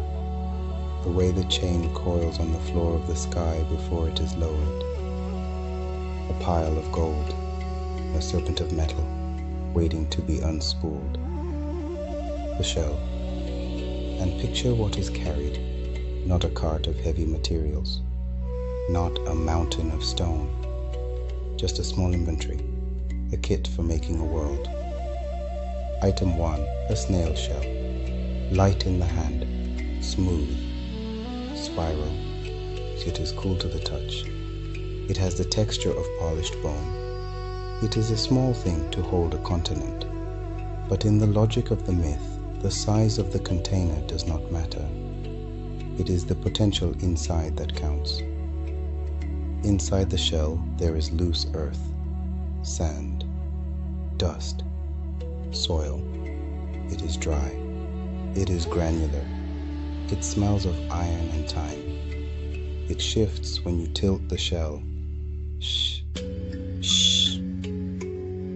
The sound of dry earth moving against a smooth wall. The bird. Item 2, a bird. In many retellings, it is a hen, a white hen, feathers clean and bright. In other retellings, it is a pigeon or a dove. Either way, it is a creature built for spreading. Feet that scratch, feet that scatter. A creature that knows how to turn a small pile into a wide area. Imagine the bird, the warmth of its body, the rapid beat of its heart, the softness of its feathers. It is calm, it is waiting, it knows its job. The descent. The descent begins. Obatalá grips the chain. He lowers himself into the mist, hand over hand, link by link, not a fall. A careful lowering, the commute. Imagine the air changing as he descends. It gets cooler, it gets damper. The light of the upper sky fades into the gray of the mist. Down, past the clouds we pushed away. Down, toward the dark silence of the waters. If you need something to do with your thoughts, you can count quietly. Let us count the links as they pass through his hands. 1 link, 2 links, 3 links, 4 links, 5 links, 6 links, 7 links, 8 links, 9 links, 10 links. The chain is steady. The descent is slow. 11 links, 12 links, 13 links, 14 links, 15 links, 16 links, 17 links, 18 links, 19 links, 20 links. The air grows thicker, the mist grows denser. 21 links, 22 links, 23 links, 24 links, 25 links, 26 links, 27 links, 28 links, 29 links, 30 links. He is halfway there, suspended between the sky and the sea.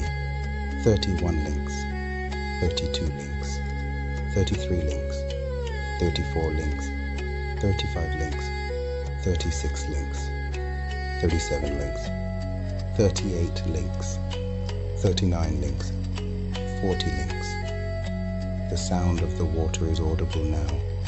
a low lapping, a gentle rhythm. 41 links, 42 links, 43 links, 44 links, 45 links, 46 links, 47 links, 48 links, 49 links, 50 links.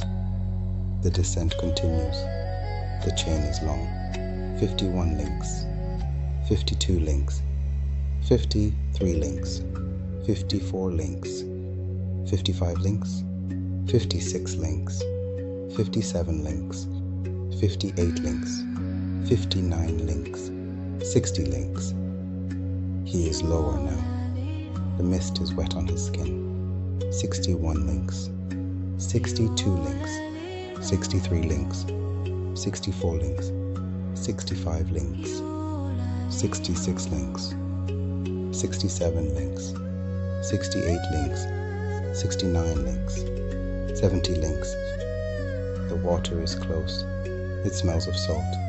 71 links, 72 links, 73 links, 74 links, 75 links, 76 links, 77 links, 78 links, 79 links, 80 links. The chain holds.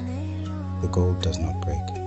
81 links, 82 links, 83 links, 84 links, 85 links, 86 links, 87 links, 88 links, 89 links, 90 links.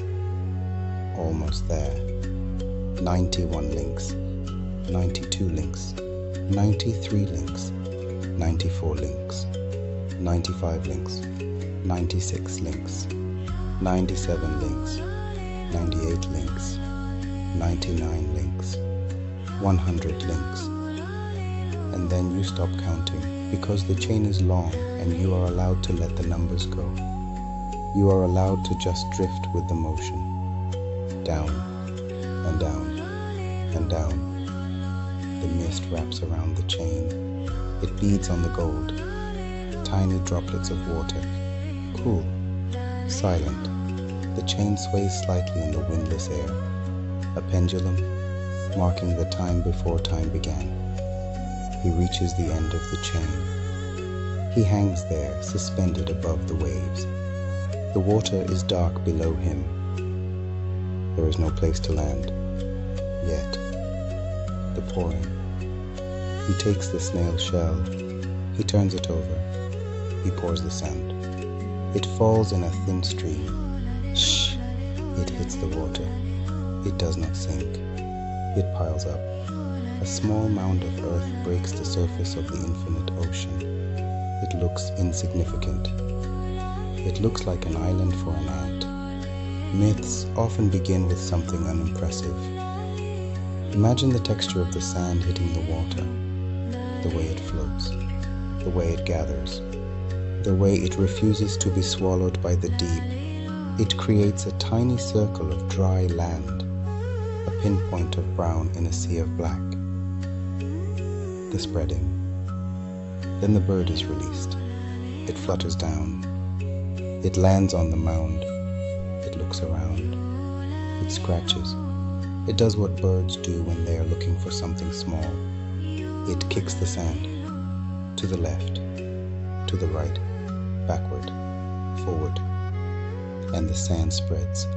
It multiplies. It expands. Where the bird scratches, the water recedes.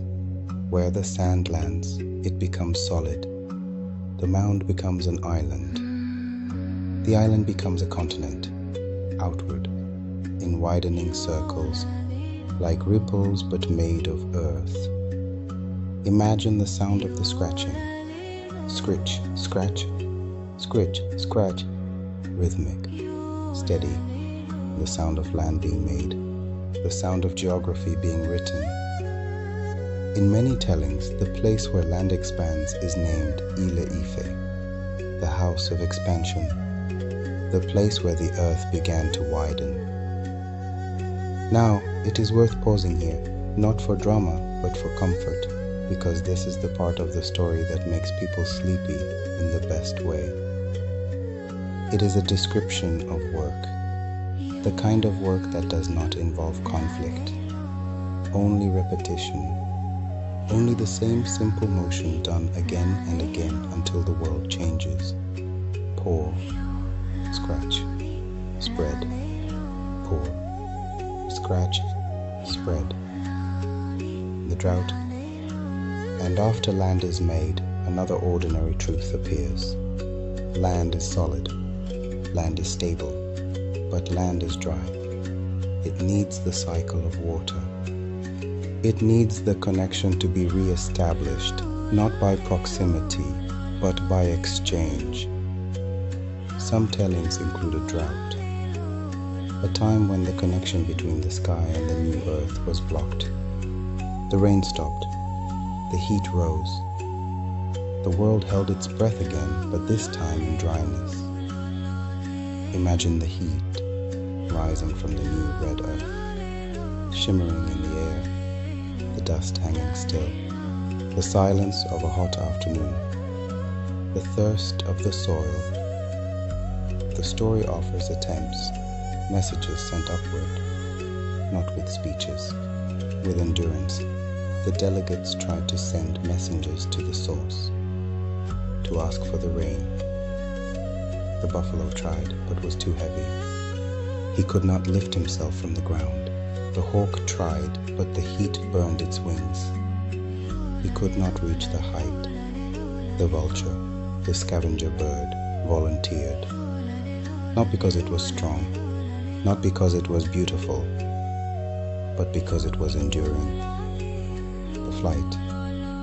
We track the flight path. The bird rises through the dust layer, through the heat layer. The air is thick. The air is hot. It presses against the wings. It resists the ascent. The feathers begin to singe. The beauty of the bird is burned away. It becomes bald. It becomes plain. It becomes a creature of function rather than form. But it continues. It does not turn back. It beats its wings against the heat. Up and up and up. It reaches the silent apex. It delivers the message. It asks for nothing for itself.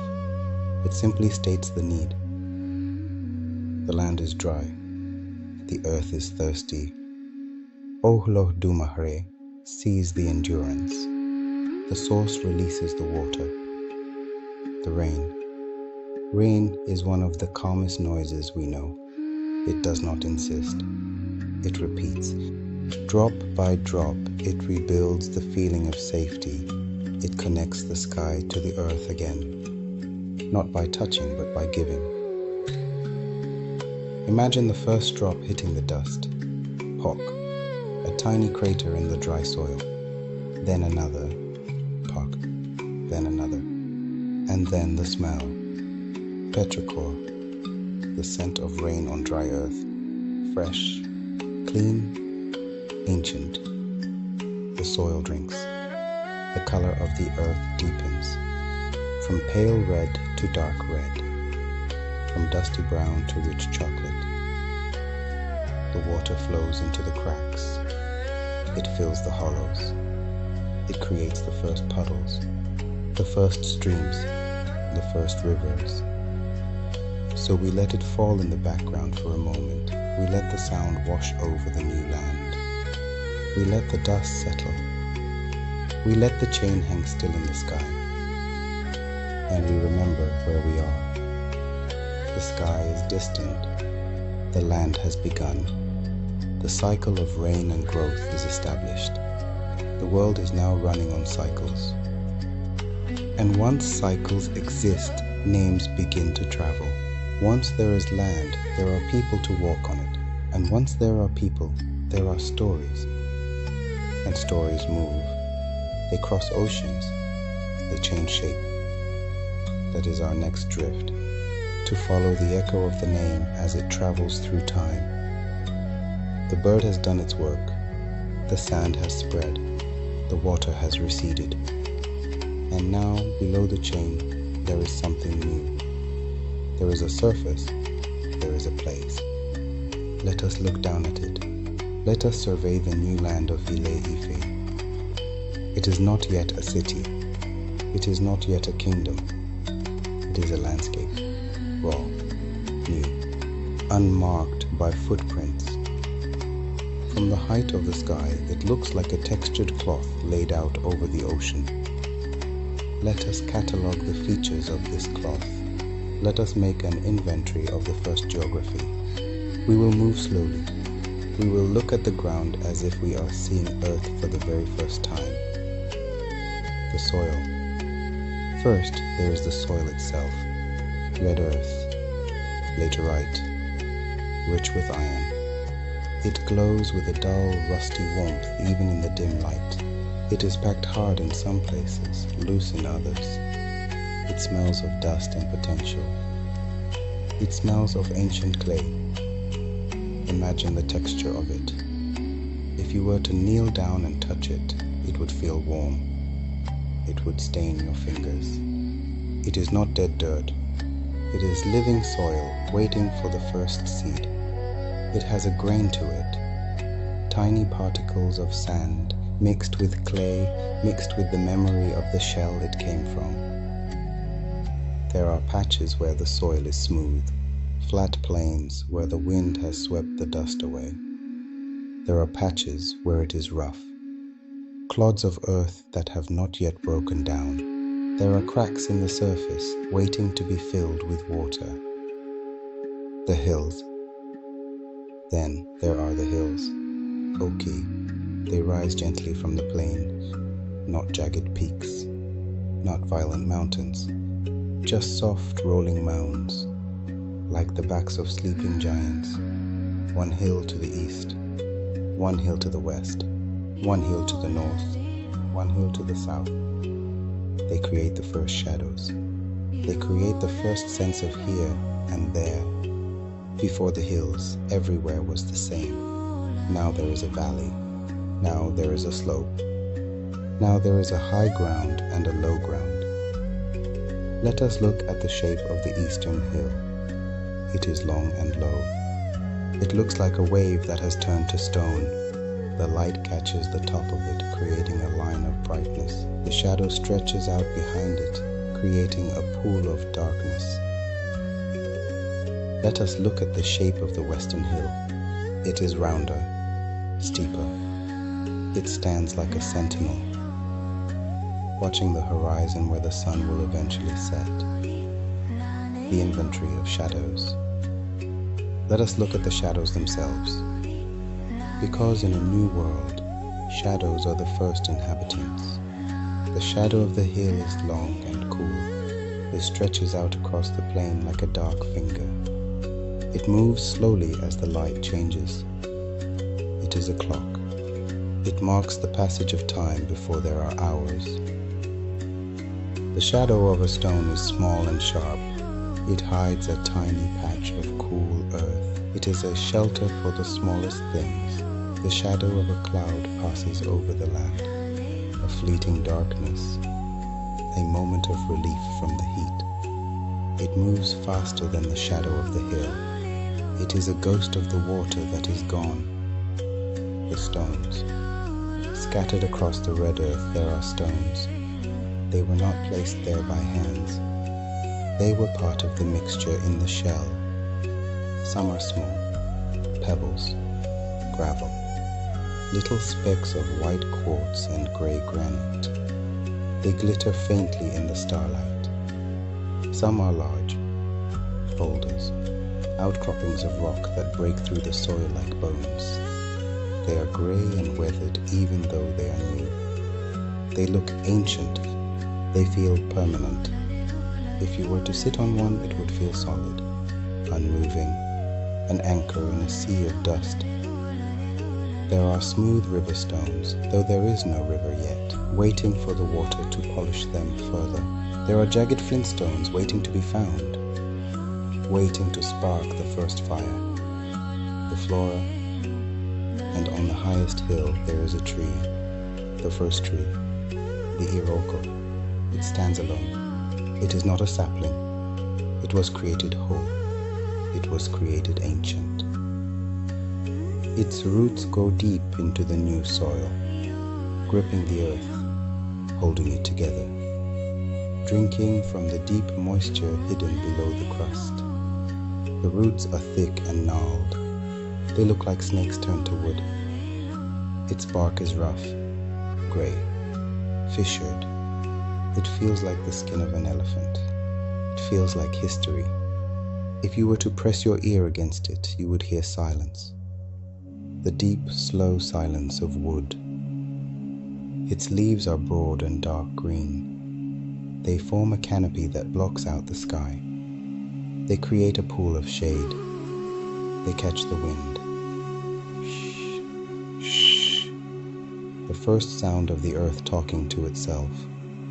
The rustle of leaves.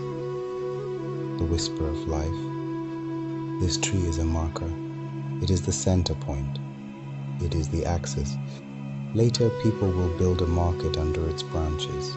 Later, people will swear oaths against its trunk. But for now, it is just a tree, standing guard over the empty land. There are other plants too. Patches of dry grass, pale yellow, brittle, whispering in the breeze.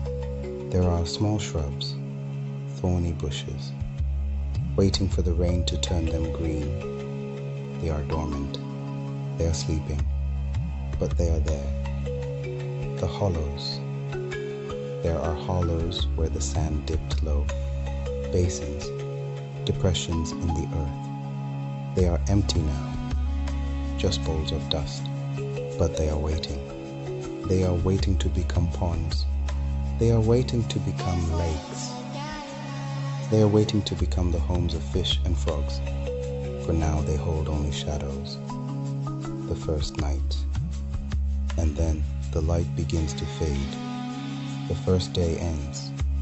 The first night falls. It is not a sudden darkness. It is a slow blue deepening. The red earth turns purple, then indigo, then black. The shadows of the hills merge with the shadows of the sky. The horizon disappears. The land and the sky become one again, but only in color. The stars appear, one by one, pinpricks of light in the vast dome. They look down at the new land. They see their reflection in the glassy surface of the ocean that surrounds the island. The air cools. The heat of the day radiates back up into the sky. The stones are still warm to the touch. The earth is still warm, but the air is cool. It is the perfect temperature for sleep, the prostration. And in this first night, before there are humans, before there are kings, there is an act of worship. Not a ritual with drums, not a sacrifice with blood, but a simple act of recognition. The land itself seems to bow. The trees seem to lean. The hills seem to settle. It is the prostration. The Daubali, lying flat on the ground, face down, body pressed against the earth. This is how one approaches the source, not with a list of demands, but with the body, with the surrender of heart, with the acknowledgement that the source is above and we are below. Imagine the feeling of lying on the warm earth, the smell of the dust, the solidity of the ground, the vastness of the sky above your back. You are small. You are safe. You are held between the two hands of the universe.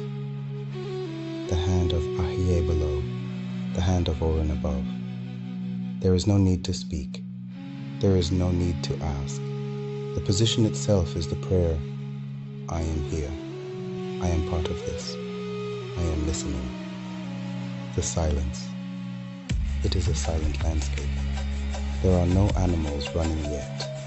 There are no voices calling out. There is no hum of insects.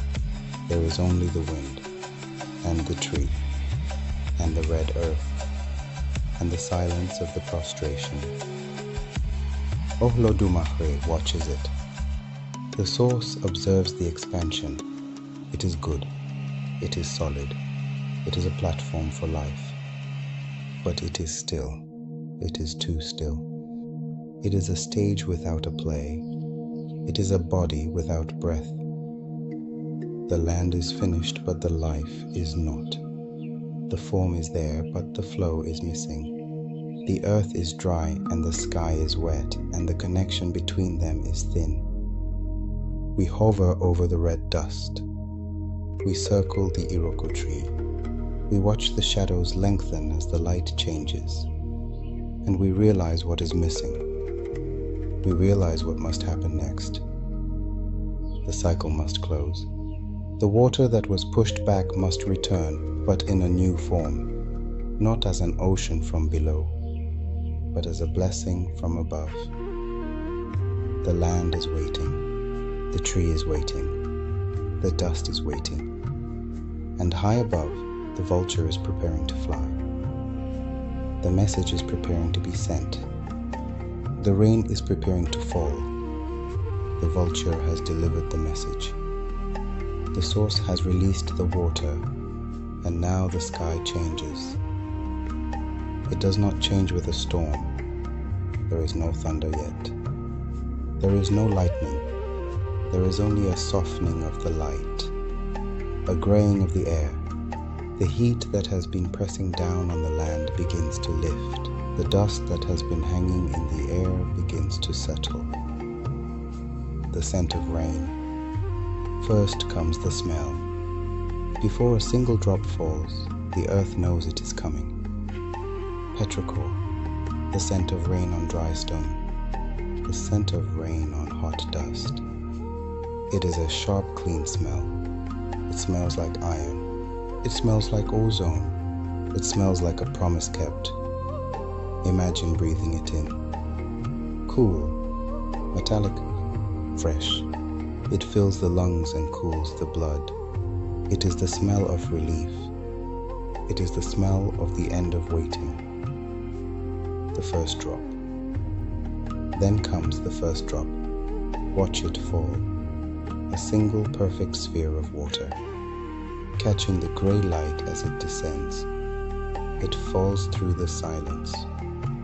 Down, down, down. Pock. It hits the dust. It creates a tiny crater, a microscopic explosion of dry earth. The dust puffs up around it, then settles back down, darker now, wet. Then another drop. Pock. And another. Pock. And another. Pock. They are slow at first. You can count them. 1, 2, 3, 4. Each one a distinct event. Each one a separate gift from the sky. The texture of rain. Then the rhythm changes. The drops come faster. They are no longer separate events. They are a texture, a curtain of water falling from the clouds. Soft, steady, vertical. Imagine standing in it, the cool touch of water on your skin, the way it runs down your face, the way it soaks into your clothes. It is not cold enough to chill you, it is just cool enough to wake you up, to wash away the dust, to wash away the heat. It falls on the stones. It turns them from dusty gray to slick black. It polishes them. It makes them shine. It falls on the leaves of the Iroko tree. Tap, tap, tap, tap. The leaves bow under the weight of the water. They catch the drops and channel them down the veins of the leaf, to the stem, to the branch, to the trunk, to the roots. The sound of rain on surfaces. Listen to the sound. It is not just one sound. It is a conversation between the water and the world. There is the sound of rain on leaves, a soft slapping sound. Plap, plap, plap, like hands clapping gently, like a crowd applauding in the distance. There is the sound of rain on stone, a hard clicking sound. Tick, tick, tick, like a clock, like a metronome, like time passing. There is the sound of rain on dry wood, a hollow, resonant sound. Thrum, thrum, thrum, like a drum being played with fingers, like a heartbeat. There is the sound of rain on water, a hissing sound, hiss, hiss, hiss, like a secret being whispered, like a fire being put out. There is the sound of rain on dust, a quiet drinking sound, shh, shh, shh, like a child sleeping, like a page turning. It is a symphony of water, a lullaby played on 1,000 different instruments, steady, unchanging, hypnotic, the movement of water. Now watch the water move on the ground. The earth is drinking. The dry soil sucks the water down. Greedy, thirsty, the red dust turns to dark mud. The cracks in the earth fill up and disappear. But soon the earth is full. It cannot drink anymore. And the water begins to pool. Tiny puddles form in the hollows, mirrors of the gray sky, rippling with the impact of new drops. The puddles grow. They join together. They form rivulets, tiny streams of water winding through the mud, seeking the lowest point, seeking the path of least resistance. Follow one of these rivulets. It flows around a stone. It flows over a root. It gathers speed.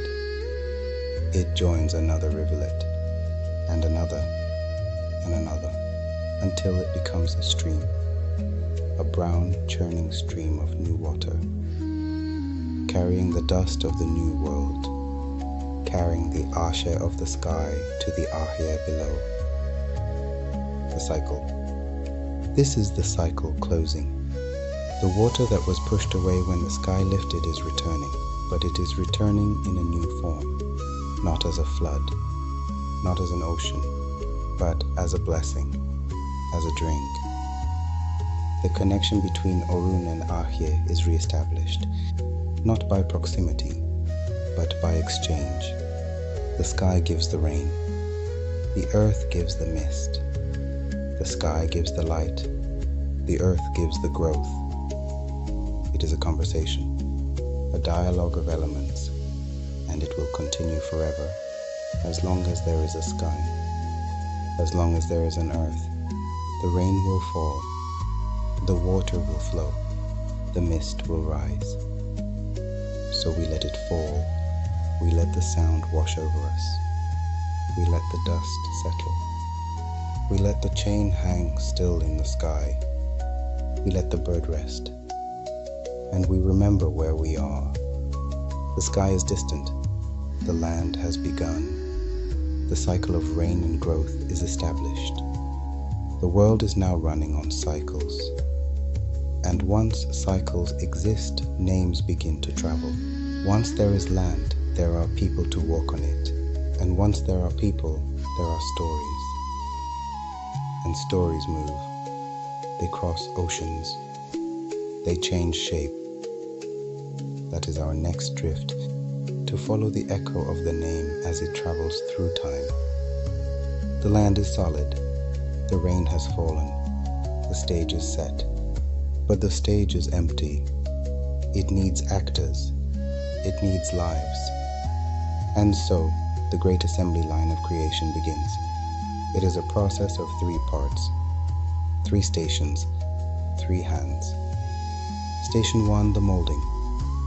First, there is Obatalá, the molder. He sits in his workshop in the sky. He has gathered the clay of the new earth.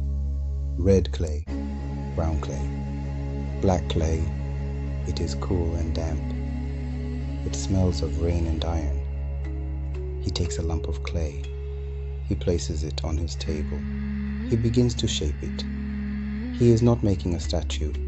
He is making a vessel. He is making the physical form. Watch his hands. They are stained with the earth. They move with the confidence of a master craftsman. He pushes his thumbs into the clay to make the hollow of the chest. He smooths the clay to make the curve of the shoulder. He pinches the clay to make the bridge of the nose. He works in silence. He works with patience. He makes one, then another, rows of silent sleeping figures, perfectly formed, but empty. They have eyes, but they do not see. They have lungs, but they do not breathe. They are waiting. Station 2, the breath. Then the figures are brought to Olodumare, the source. The molder steps back. He covers his eyes, or he falls into a deep sleep, because the next step is a secret. It is the one thing that cannot be delegated. Olodumare leans forward. He looks at the clay, and he breathes. Imi, the breath of life. Imagine the sound of that breath. It is not a wind. It is a transfer. It is a spark jumping from a fire to a candle. It enters the nostrils of the clay figure. It fills the lungs.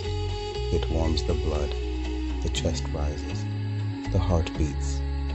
Thump, thump. Thump, thump. The figure is alive, but it is not yet a person. It has life, but it does not have a direction. It does not have a story. It needs one more thing. It needs a head. Station 3, the workshop of Ajala. And so the newly breathing soul travels to the workshop of Ajala Ajahla Mokpin, the potter of heads. This is a strange place. It is cluttered. It is dusty. It is filled with shelves. And on the shelves are rows and rows of Ori, inner heads, destinies. Let us look at the shelves. They stretch up to the ceiling. They stretch back into the shadows. They are filled with clay pots. But they are not ordinary pots. They contain the fate of a lifetime, the inventory of heads. Some are beautiful, perfectly baked, smooth, symmetrical. They glow with a faint inner light. These are the heads of good fortune, of long life, of wealth, of peace. If you touch them, they feel warm. They feel solid.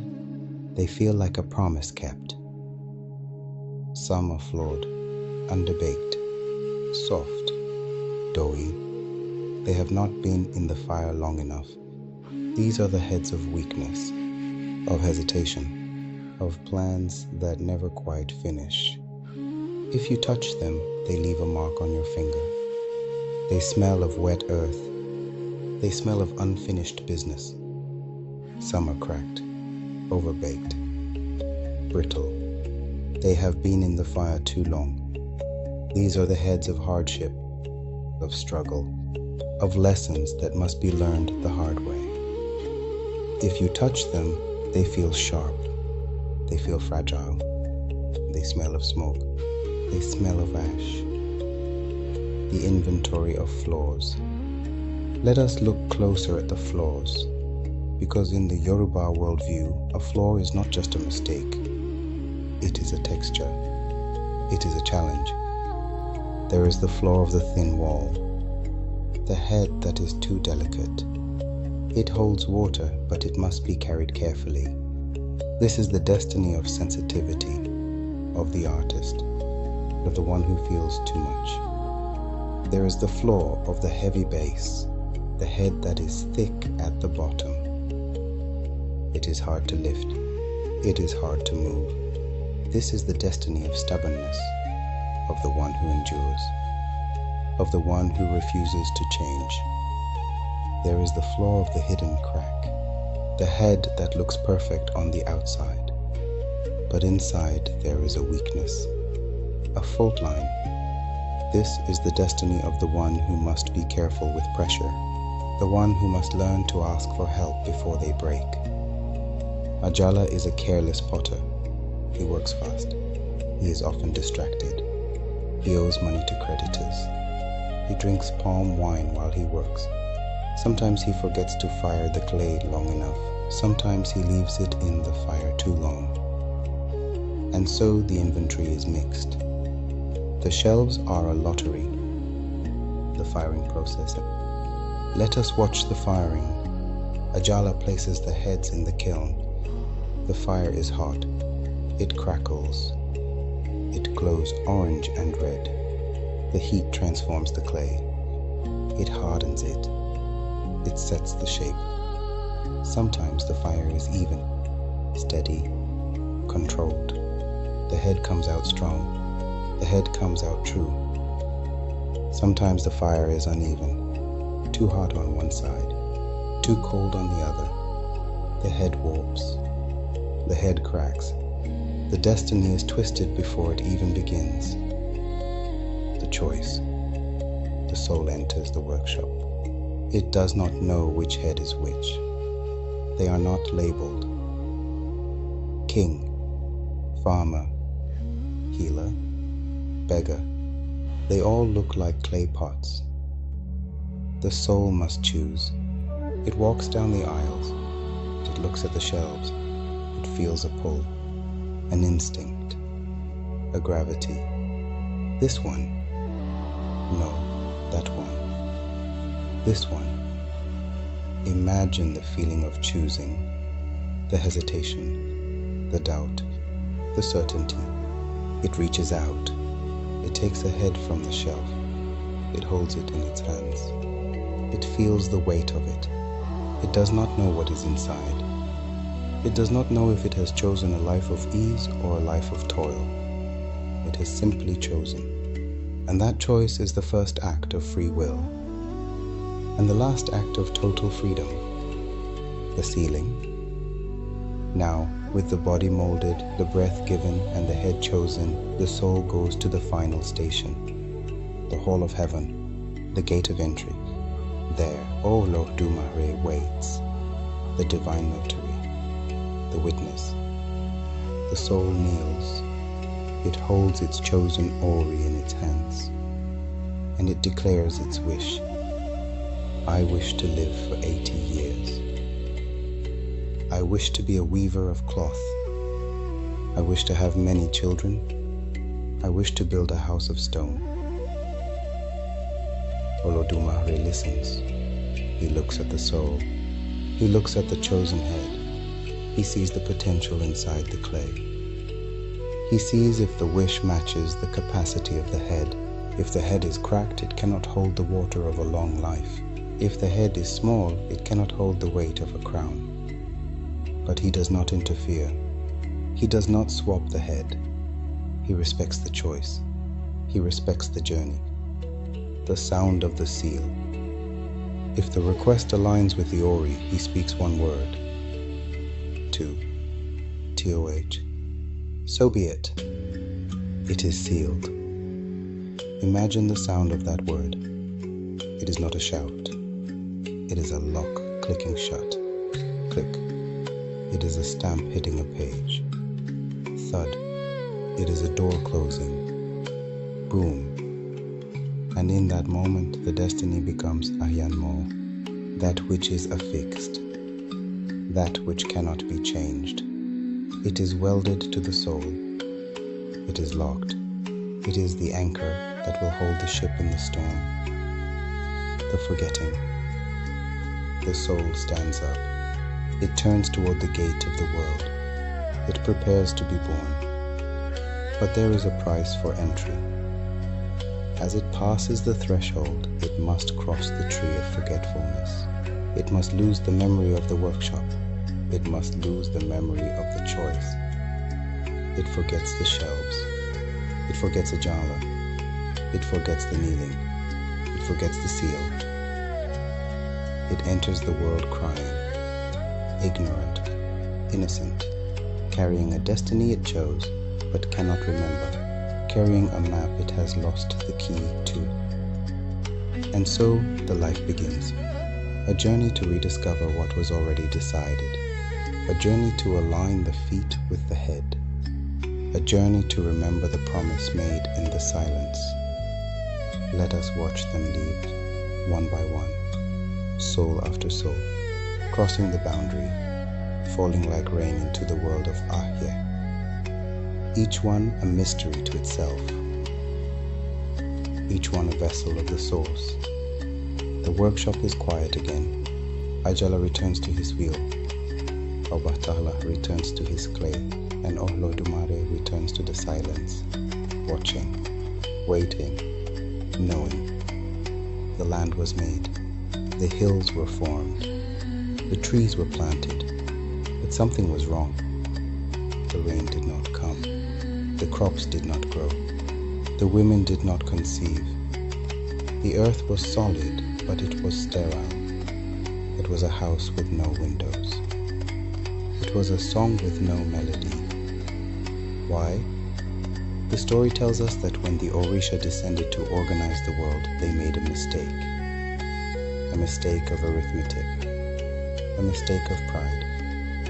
There were 17 primordial spirits sent to earth. 16 of them were male. One was female.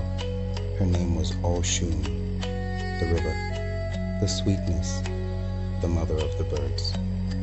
The 16 male deities looked at the work to be done. They looked at the iron that needed to be forged. They looked at the forests that needed to be cleared. They looked at the laws that needed to be written. And they thought, this is men's work. This is heavy work. This is serious work. They did not invite Oshun to their councils. They did not ask for her Ashe. They pushed her to the side. They treated her as a decoration, a flower in a field of stone. And Oshun, she did not fight them. She did not shout. She did not raise an army. She simply withdrew. The withdrawal. Imagine the withdrawal of sweetness. It is not a violent event. It is a quiet subtraction, like the scent of a flower fading from a room, like the taste of honey turning to water, like the color draining from a sunset. She took her mirror, she took her comb, she took her brass fan, and she sat by the riverbank. She washed her hair, she sang to herself, she waited. And as she waited, the world began to dry up, because sweetness is not a luxury. Sweetness is a binding agent. It is the glue that holds the universe together. Without it, the Ashe of the others could not flow. The inventory of dryness.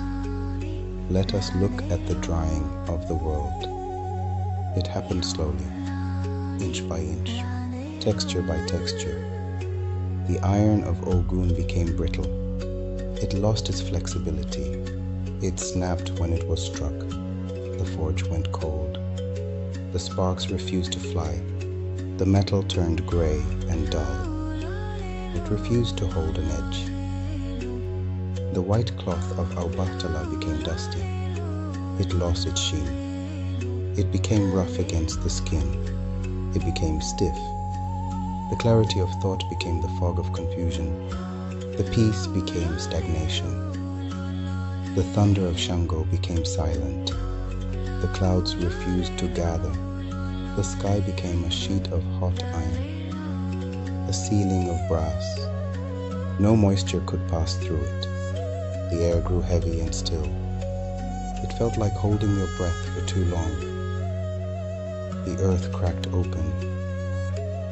Fissures appeared in the red soil, like mouths gasping for water. The cracks ran deep. They ran under the roots of the trees. They ran under the foundations of the houses. The yams rotted in the ground, dry rot, dusty, hollow. If you broke one open, it would crumble into powder. It smelled of old age. It smelled of abandonment. The riverbeds turned to stone. The mud dried and curled up like peeling paint. The fish were gone. The frogs were gone. Only the stones remained baking in the sun. The goats refused to give milk. The udders were dry. The kids cried in the night. The birds stopped singing. Their throats were parched. Their songs turned to croaks, and then to silence. The failure. The 16 male deities tried to fix it. They performed rituals. They chanted incantations. They offered sacrifices. But the smoke of their fires hit the ceiling of the sky and fell back down as ash. Nothing worked. Their power was useless. It was like trying to start a fire without air. It was like trying to speak without a tongue. They realized that force was not enough. They realized that logic was not enough. They realized that strength was not enough. Confused, they went back to the source. They went back to Olodumare. They knelt before the silent apex. Why has the work failed? They asked. We have done everything right. We have followed the instructions. We have used the tools. Olodumare looked at them. He counted them. 1, 2, 3, 16. Where is the 17th? He asked. Where is the mother? Where is the sweetness? They looked at each other. They shuffled their feet. She is by the river, they said. She is washing her hair. She is not part of the work. And Olodumare spoke. His voice was not loud, but it shook the foundations of the sky. You cannot build a world with only half the power. You cannot have strength without softness. You cannot have law without love. Go back. Beg her pardon. Without her, you are nothing. The apology. So they went back, humbled, ashamed. They went to the riverbank where Oshun sat. They found her combing her hair. They found her singing to the water. They knelt. They offered her their tools. They offered her their apologies. They asked her to join the council. And Oshun, she looked at them. She smiled. A smile that was both sweet and sharp. She did not make it easy for them. She made them wait. She made them understand the value of what they had discarded. But eventually, because she is the mother, because she is the flow, she relented. She picked up her fan. She cooled the air. She released her Ashe. The taste of forgiveness. Imagine the taste of forgiveness. It is not sweet like honey. It is sweet like water. It is the taste of relief. It is the taste of a knot being untied.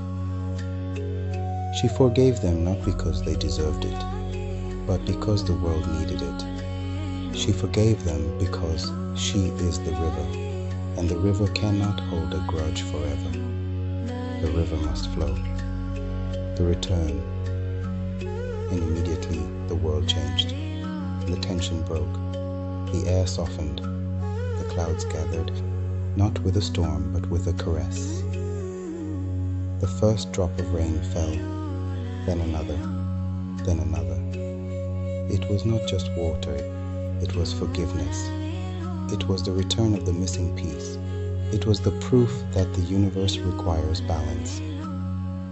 Imagine the feeling of the rain returning, the smell of wet dust, the sound of water on dry leaves, the feeling of the earth relaxing, the shoulders of the mountains dropping, the breath of the forest deepening.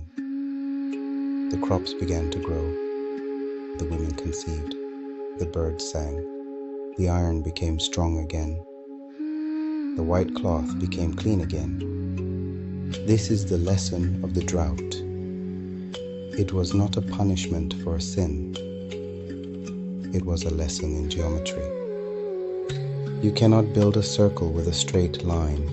You cannot build a life with only force. You need the curve. You need the yield. You need the sweetness. Let us sit with that feeling, the return of the rain, the return of the flow, the feeling of a knot being untied, the feeling of a breath being released. Oshun sits at the council now. She does not speak often. She does not need to. Her presence is the permission for the others to exist. She is the water in the clay. She is the oil in the lamp. And the rain falls, steady, sweet, complete. The rain has stopped. The night has passed. And now, for the first time, the sun is about to rise over the solid earth. Let us watch this event. Let us watch the invention of morning. It does not happen all at once. It happens in layers. The pre-dawn. First, there is the pre-dawn. The sky changes from black to charcoal. The stars begin to fade. Not because they are leaving, but because the light behind them is growing stronger.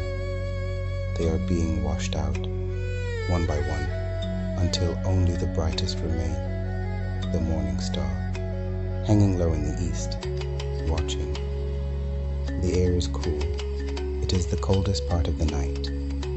The dew has settled on the grass. Tiny spheres of water, perfect, still, waiting for the light to turn them into diamonds. Imagine the dew. Each drop is a world. Each drop holds a reflection of the sky. If you look closely, you can see the curve of the horizon in a single drop of water. It clings to the tip of a blade of grass, defying gravity, waiting to fall. The mist rises from the river. It curls around the roots of the Iroquois tree. It drifts over the new hills. It is a ghost of the rain, a memory of the water that fell. It is wide and silent. It moves like a slow river of air. The first light, then the first true light appears, a line of pale gray on the horizon. It separates the earth from the sky. It creates a silhouette. The shape of the land becomes visible against the shape of the heavens. The gray turns to silver. The silver turns to pearl. The pearl turns to pale pink, like the inside of a shell, soft, diffused. It spreads upward, pushing the darkness back, pushing the night away. Imagine the color pink, not a hot pink, but a cool morning pink, the color of a rose that has not yet opened, the color of a baby's palm. It is a gentle color, the promise of warmth. Then comes the orange, the color of a ripe mango, the color of a burning coal. It bleeds into the pink. It creates a gradient, a ladder of light. Then comes the gold, the color of wealth, the color of royalty. It lines the clouds. It turns the gray mist into a golden veil. The sunrise, and then the sun itself, a rim of fire, gold, orange, redakcja. It breaks the horizon. It spills its light across the water. It spills its light across the land. Imagine the feeling of that first light hitting the earth. The soil warms, the stones warm, the bark of the tree warms. The shadows stretch out long and thin behind them, pointing west, pointing away from the light. The birds begin to sing, not the tentative chirps of the pre-dawn, but a full chorus, the celebration. They are greeting the day. They are greeting the warmth. Listen to them, the call and response, the melody that has no words. It is the first song of the earth, the awakening. The world wakes up, the flowers open, the leaves turn toward the sun, the mist burns off, rising into the air and vanishing, returning to the sky. The colors of the world become true. The red earth becomes red. The green leaves become green. The blue water becomes blue. Before, in the darkness, everything was grey. Now everything is itself. Olodumare watches. The source observes the morning. It is a new cycle, day and night, light and dark, warmth and cold. It is the rhythm of life. It is the rhythm of Aiye. Let us sit in this morning. Let us feel the sun on our faces. Let us breathe the fresh air. Let us listen to the birds. The world is made. The world is washed. The world is lit. It is ready. Once the land is named, time begins to do what time always does. It carries words. It carries titles. It carries the way people point at the same idea from different angles. The name Olodumare does not stay in one mouth forever. It moves through generations, through languages, through new religions arriving and old ones adapting, through travel and forced travel and the long shadow of the Atlantic. If we keep our tone calm, we can watch this the way we watch the cloth in the last phase, as a series of small changes, not as an argument, just as drift, like driftwood moving from one shore to another. The names in the homeland. In Nigeria, you will often hear multiple names used in overlapping ways. Olodumare, the owner of the source, the vastness, the container. Orun, the owner of the sky, the one who looks down, the one who owns the day. Sometimes other titles that point upward. The one who owns the breath, the one who owns the judgment, the one who owns the white cloth. And when history moved forward and new books arrived and new structures of faith were built, there was a practical problem. Translators needed a word for God. They needed a word that carried enough weight to hold the concept of a supreme being. And they reached for the words that were already there. They reached for Orun. They reached for Olodumare. In many modern contexts, that has the effect of making the name feel different. It feels more personal, more conversational, more like the God of the church language, even when the older cosmological framings kept the source more distant, more like the sky itself, less like a person you talk to, and more like the air you breathe. That is not a mistake. It is a shift. Language does that. It softens the edges of old concepts to fit into new boxes. It is a slow linguistic evolution, like a stone being smoothed by a river, the ocean crossing. And then there is the ocean, the great dark water we saw at the beginning, the water that separates continents. The name and the cosmology travel with people, sometimes by choice, often not by choice. The Middle Passage carried bodies, but it also carried memories. It carried names hidden in the lining of the mind. It carried rhythms tapped out on the wood of the ship. Let us spend some time with the crossing, because it is a long journey. And in the silence of the journey, the name changes texture. Imagine the sound of the wood creaking. The ship is made of oak or pine. Old wood, salt-soaked wood. It groans as it moves through the water. Creak, groan, a slow rhythmic complaint. It is the sound of a container holding something precious against the chaos of the sea. Imagine the sound of the water against the hull. Slap, hiss, rush. The water is dark. It is deep. It is the same water that the molder once floated over, but now it is being crossed. It is being navigated. Imagine the sound of the wind in the rigging. a high, thin whistle. It sings through the ropes. It snaps the canvas sails. Snap, flutter. It is the breath of the ocean, the language of the wind. The wind speaks differently here. In the forest, the wind whispers through the leaves. It says hush. It says rest. But on the ocean, the wind has nothing to touch. It moves over the water without friction. It sounds like a long, continuous vowel. Ooh. A sound of endlessness. A sound of distance. The name Olodumare was whispered in the dark.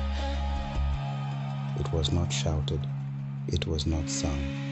It was held onto like a piece of driftwood. It was a secret.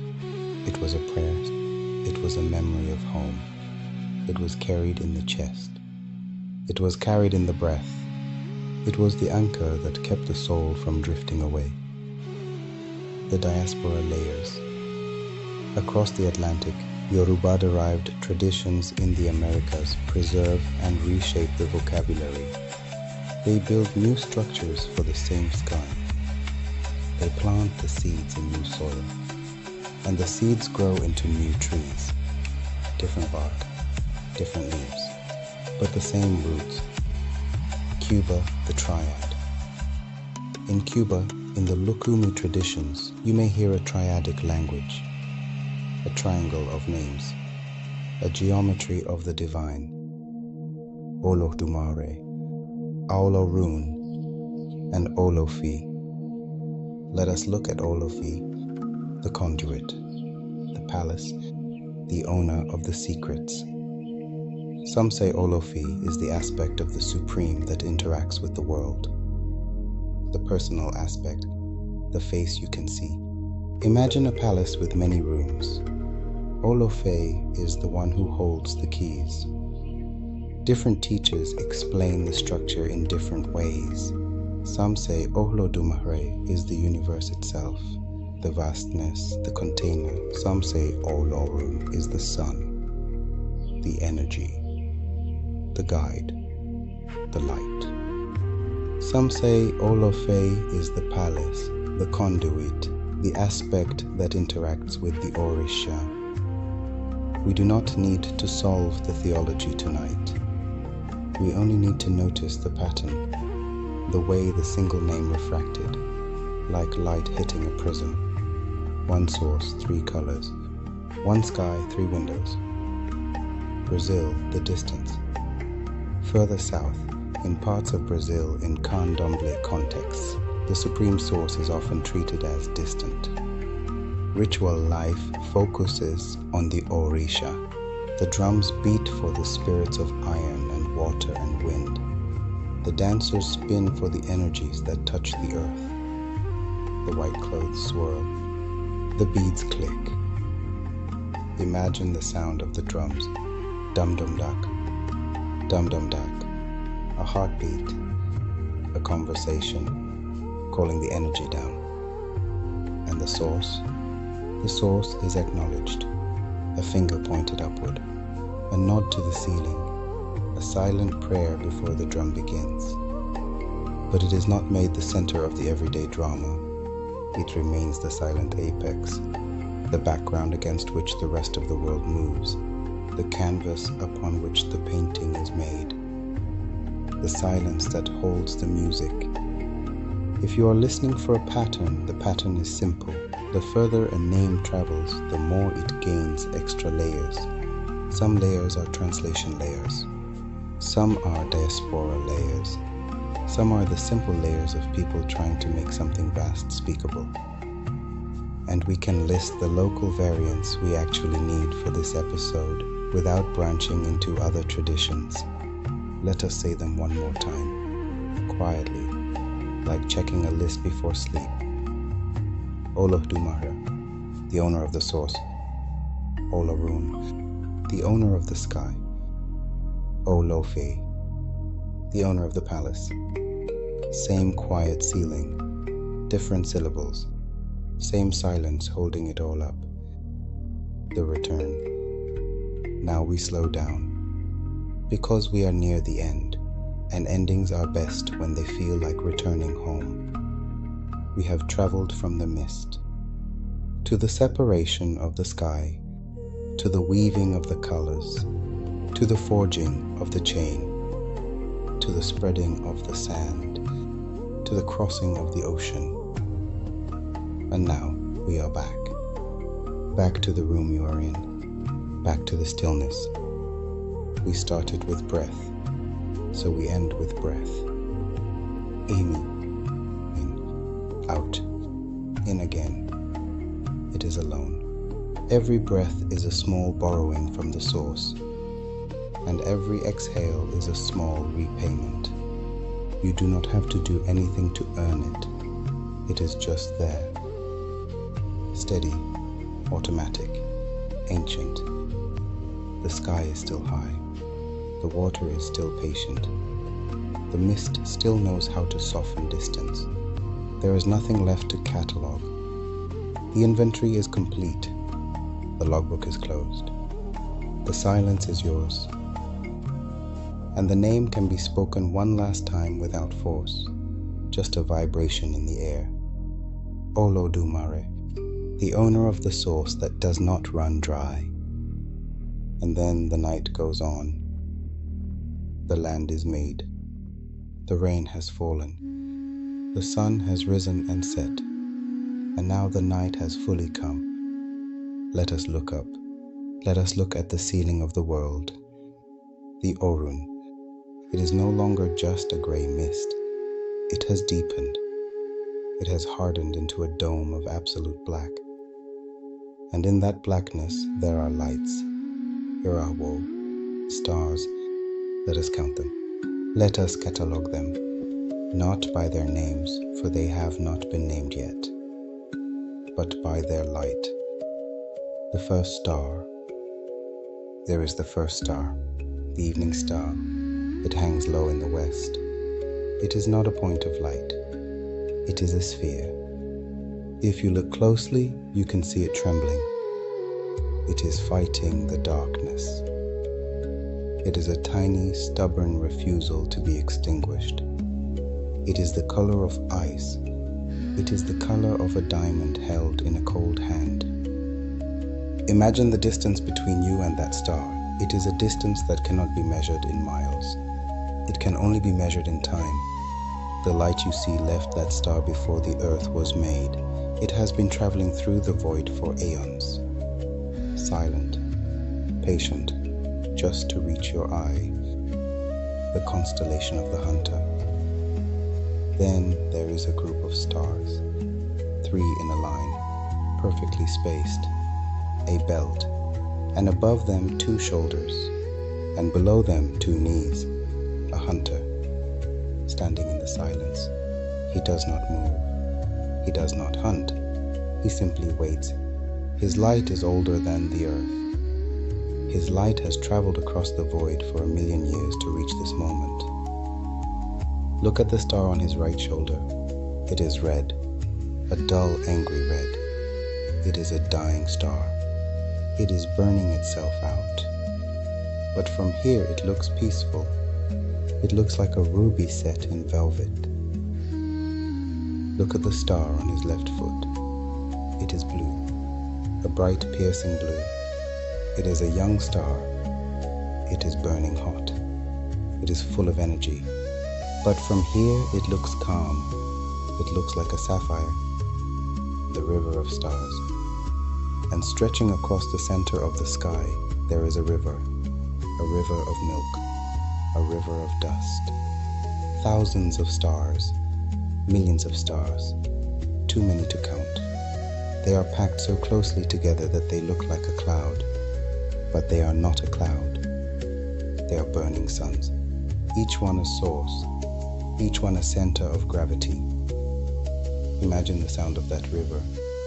It is silent to us, but if you could hear it, it would sound like a roar of fire, a roar of energy. But distance turns the roar into a whisper. Distance turns the fire into ice. Imagine floating in that river, surrounded by light, surrounded by heat, but untouched by it, drifting, turning, weightless, the dark spaces. And between the stars there are the dark spaces, the voids within the void, the places where there is no light. They are not empty. They are full of Ashe. They are full of the potential for new stars. They are the womb of the night. Look at the darkness between the hunter's belt and his sword. It is a deep velvety black. It feels soft. It feels deep. It feels like a place where you could rest. It absorbs the light. It drinks the silence. Imagine the texture of that darkness. It is smoother than silk. It is cooler than water. It is the texture of sleep. The watching. Olodumare watches the stars. He knows each one. He knows the moment it was born. He knows the moment it will die. He holds them in their courses. He keeps them from falling. The stars look down at the Aiye. They see the new land. They see the Iroko tree. They see the water. They see the reflection of themselves in the ocean. Two skies, one above, one below. The silence of the cosmos. Let us listen to the silence of the stars. It is a different silence than the silence of the earth. The earth's silence is full of potential noise. The wind could blow. A bird could sing. But the silence of the stars is absolute. It is a vacuum. It is a stillness that has never been broken. It is a peace that is too large for the human mind to hold, but we can touch the edge of it. We can look up. We can breathe in the cold air. We can feel the vastness. You are small beneath this sky, but you are not insignificant. You are the witness. You are the one who sees the light. Without the eye, the star is just fire. With the eye, the star is beauty. The night turns. The stars wheel overhead. A slow, majestic rotation. A clock made of light, marking the hours of the first night. And as the wheel turns, we turn with it, drifting, floating, held by gravity, held by the source. We have traveled far tonight. We have seen the mist before the world began. We have seen the sky lift away from the earth. We have seen the colors of the chameleon. We have seen the gold chain lowering through the clouds. We have seen the sand spreading on the water. We have seen the rain return. We have seen the names travel across the ocean.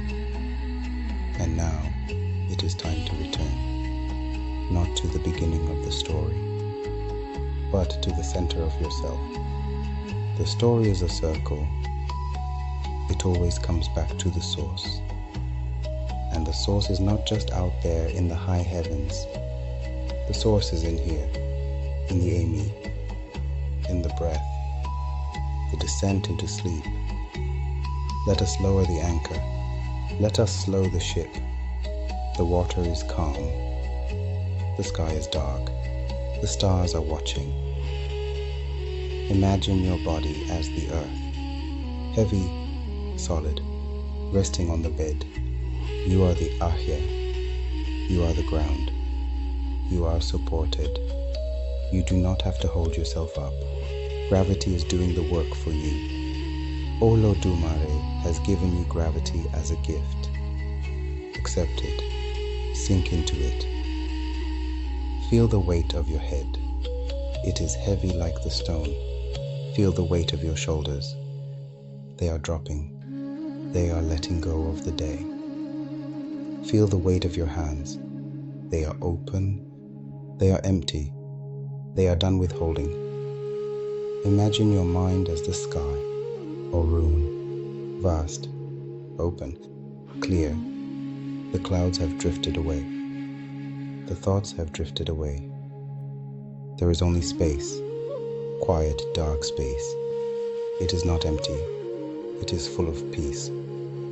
the breath is alone. And between the earth of your body and the sky of your mind, there is the breath, the Amy.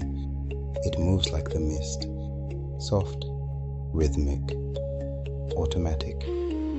Remember what we said at the beginning. The breath is alone. It does not belong to you. It belongs to the source, but you are allowed to use it. You are allowed to enjoy it. Feel it entering, a gift. Feel it leaving, a repayment, in and out, borrowing and returning. There is no debt. There is no interest. There is only the flow, the cycle, the circle. It happens without you asking. It happens without you trying. It is the most faithful thing in your life. The inventory of peace. Let us do one final inventory, not of the universe, but of the peace in this room. The darkness is a blanket. It covers you. It keeps you warm. It hides you from the demands of the day. It is a soft darkness, a velvet darkness, a darkness that wants you to rest. The silence is a wall. It protects you. It keeps the noise out. It creates a sanctuary. Listen to the silence. It is not empty. It is full of safety. The bed is a landscape. It holds you. It conforms to your shape. It is your own private island in the ocean of the night. It is solid.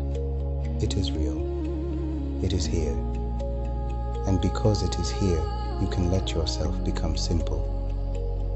Let us take inventory of the points of contact. The back of your head resting. The slow, gentle spread of your hair against the pillow. The small heat that gathers there. The warmth that has nowhere to go, so it stays. The curve of your neck. Not holding anything. Not lifting anything. Just existing like a quiet bridge between thought and body. Your shoulders. Heavy, wide, sinking. You do not have to keep them tense to prove anything. They can settle the way sand settles when a hand stops stirring it. Your arms, the elbows, the forearms, the palms. Notice the way your fingers naturally choose their own positions. Some curled, some open. None of it needs correction. Your chest, the rise, the fall, the slow, unhurried work of the lungs. They are not trying to impress anyone. They are simply continuing.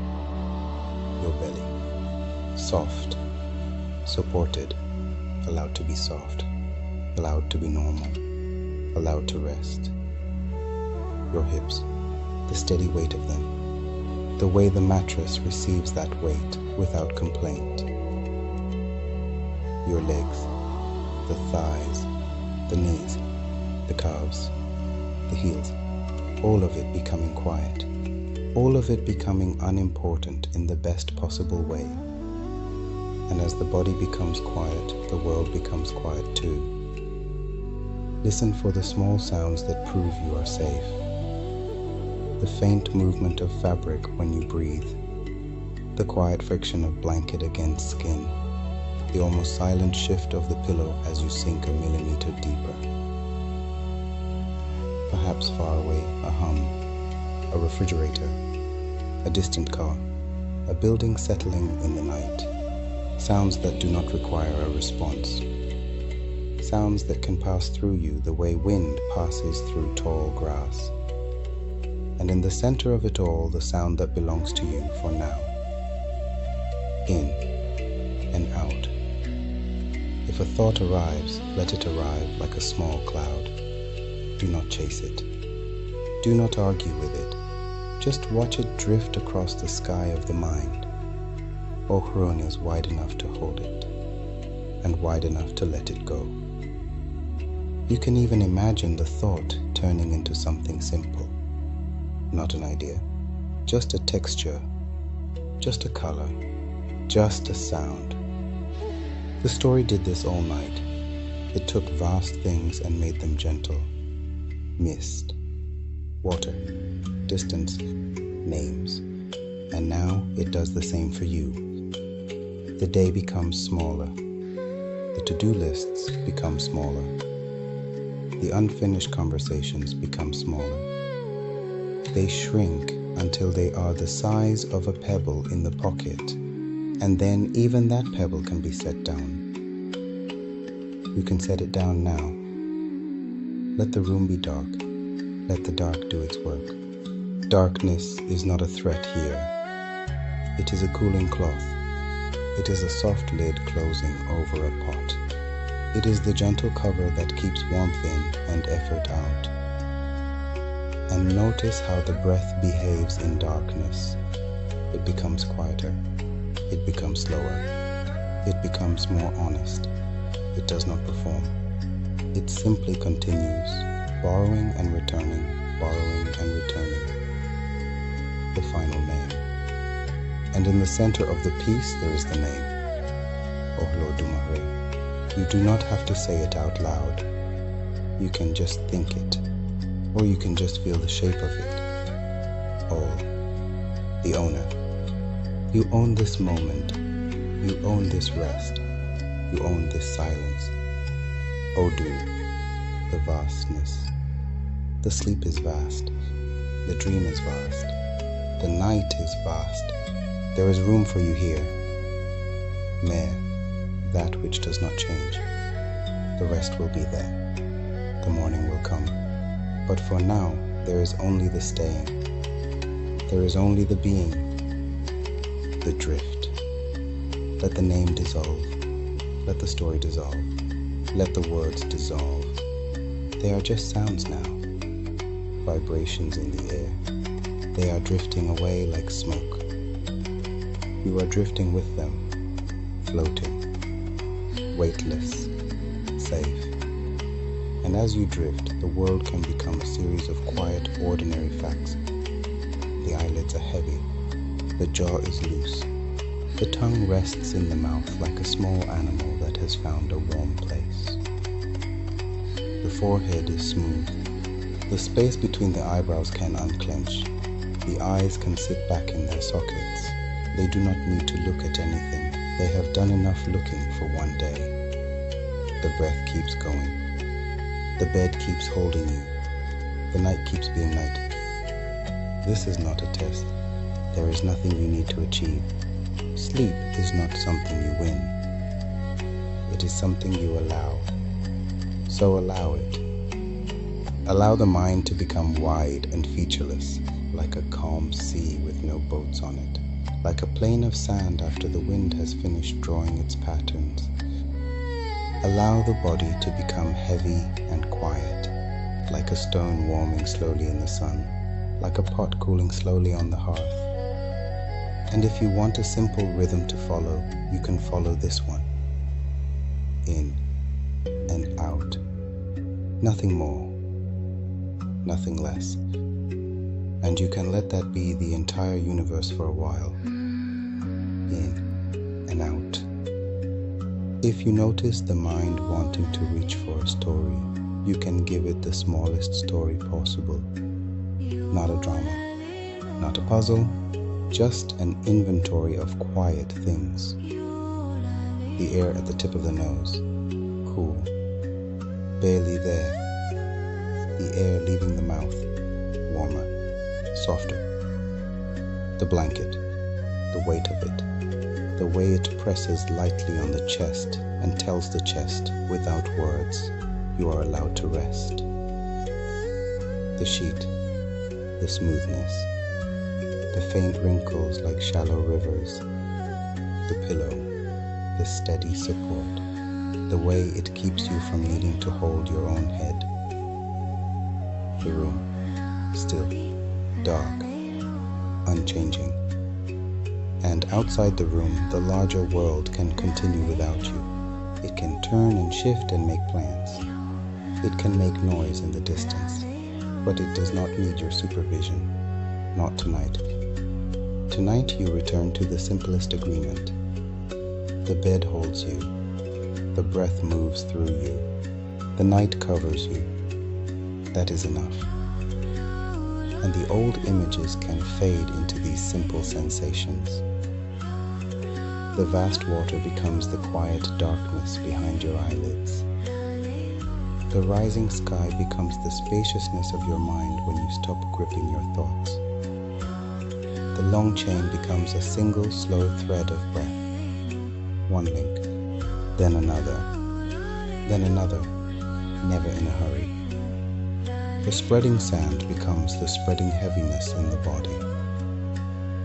A gentle weight moving outward, settling. The first rain becomes the softening, the cooling, the relief, the feeling of something finally letting go. And the name Olodumare becomes simply a reminder. There is a source, and it does not run dry, and you do not need to do anything to deserve sleep. You only need to allow it. So allow the face to soften, allow the cheeks to sink, allow the little muscles around the eyes to stop working, allow the hands to be heavy, allow the feet to point in whatever direction they naturally choose. If you're still awake, that is fine. Awake is safe. Resting is already working. The body knows how to cross that quiet border when it is ready. And you can wait for it in the easiest way possible. In and out. The chain has been pulled up. The connection is broken. You're free. You're free to sleep. You are free to dream. You are free to be nothing for a while. The sky is high. The water is deep. The breath is slow. Olodumare, the owner of the source that does not run dry. And that is enough to hold you. If you like, you can imagine the source the way we imagined it at the beginning. Not as a face, not as a figure, just as an endless reservoir of steadiness. An invisible well that does not empty even when you drink from it all night. Each breath is a small sip, quiet, automatic, unremarkable, in and out. And because it is unremarkable, it can become hypnotic. The simplest repetition in the world. The same motion, returning. You do not have to listen closely. You do not have to pay attention. You can let the words become the background, the way the wind becomes background, the way the waves became background, the way time becomes background when you finally stop watching it. And if sleep has already started to pull at you, you can let it pull, like a tide, like gravity, like the slow settling of dust after the air stops moving. Your work is done for the day, even if the day felt unfinished. Even if there are things waiting, they can wait. Tonight, the only task is to be carried, to be held, to be supported by the bed, by the dark, by the breath. And so the story becomes quieter. And so the name becomes quieter. And so the world becomes quieter. You can stop holding your attention now. You can let it slip out of your hands the way a smooth stone slips back into the river. The river does not mind. The night does not mind. The bed does not mind. Everything here is patient. Everything here is slow. Everything here is willing to wait for you to drift. And the night goes on, quietly, gently, without asking anything from you. Good night.